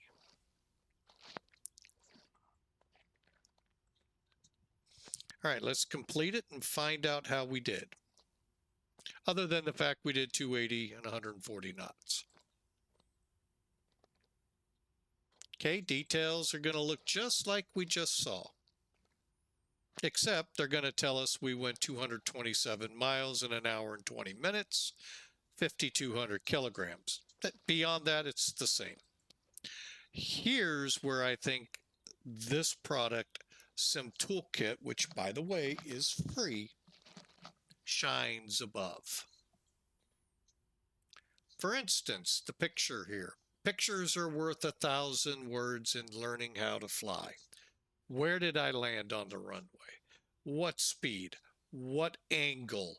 What, there's a whole lot that goes into a landing that many just take for granted.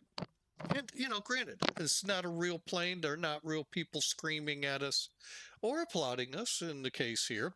But nonetheless, it is just, I get it, a sim. So, but here's the thing. We aim for these big white marks on the runway. They're usually in the U.S. about 1,000 feet down the runway. Elsewhere, they could be about 1,500 feet down. Cool thing is the marks, though, are 500 foot. Up here tells us we landed 1,827 feet down the runway. Right ahead of that little guy right now. Just kidding. But we were only 1 foot off the center of the runway. That's what you want to aim for. You want to aim for those big white pads. They are very visible by day. At night, granted, they can be lit up and all, but I'm here to tell you, those lights, when I remember, just kind of blur in and make it tough. But I know they can see them and, read through them. All right. Over here tells us my pitch was about 1.67, somewhere in there. So my nose was up, maybe not as much as I'd like it, about 2 to 3 degrees. But hey, we still eked out at 140. I think VREF was 141 or 2, so we're right on it. 1.4 Gs, 280 by Sim Toolkit, where they record from. Okay, each one records at a different location. So that's the differences. All in all, this was one hell of a good landing, if I might say so myself. And again, FedEx parks here. And since I didn't see it earlier and nobody down there, I really would like to know what that is. But anyway, that's for another day. All right. Well, folks, we had a great time, great flight. Hope you all enjoyed. Tomorrow, we will be putting another flight just as interesting in the air. All I will say is good chance it's going to be the Queen of the Skies taking the flight. But we'll see. We may have a little later start. We'll get all of that ironed out in the morning. Want to make sure I heard it all right. But that's what's on tap for tomorrow. Probably going to take the Queen of the Skies back to the skies. All right. If not, we'll give you plenty of notice in the morning what's coming. All right. Well, I want to thank you all. Thank Hawker for being here, Bad Attitude, and everyone who stopped by. Thank you so much. For now, we're going to kind of call it a night. We'll see if there's someone out here to hand off to. I've not had much luck in that here of late. All of you are sleeping. Oh, Melvin Leroy's up. Manassas to Clearview. Hey, that sounds like a winning. Oh, so is my friend Mr. Fox. Ooh.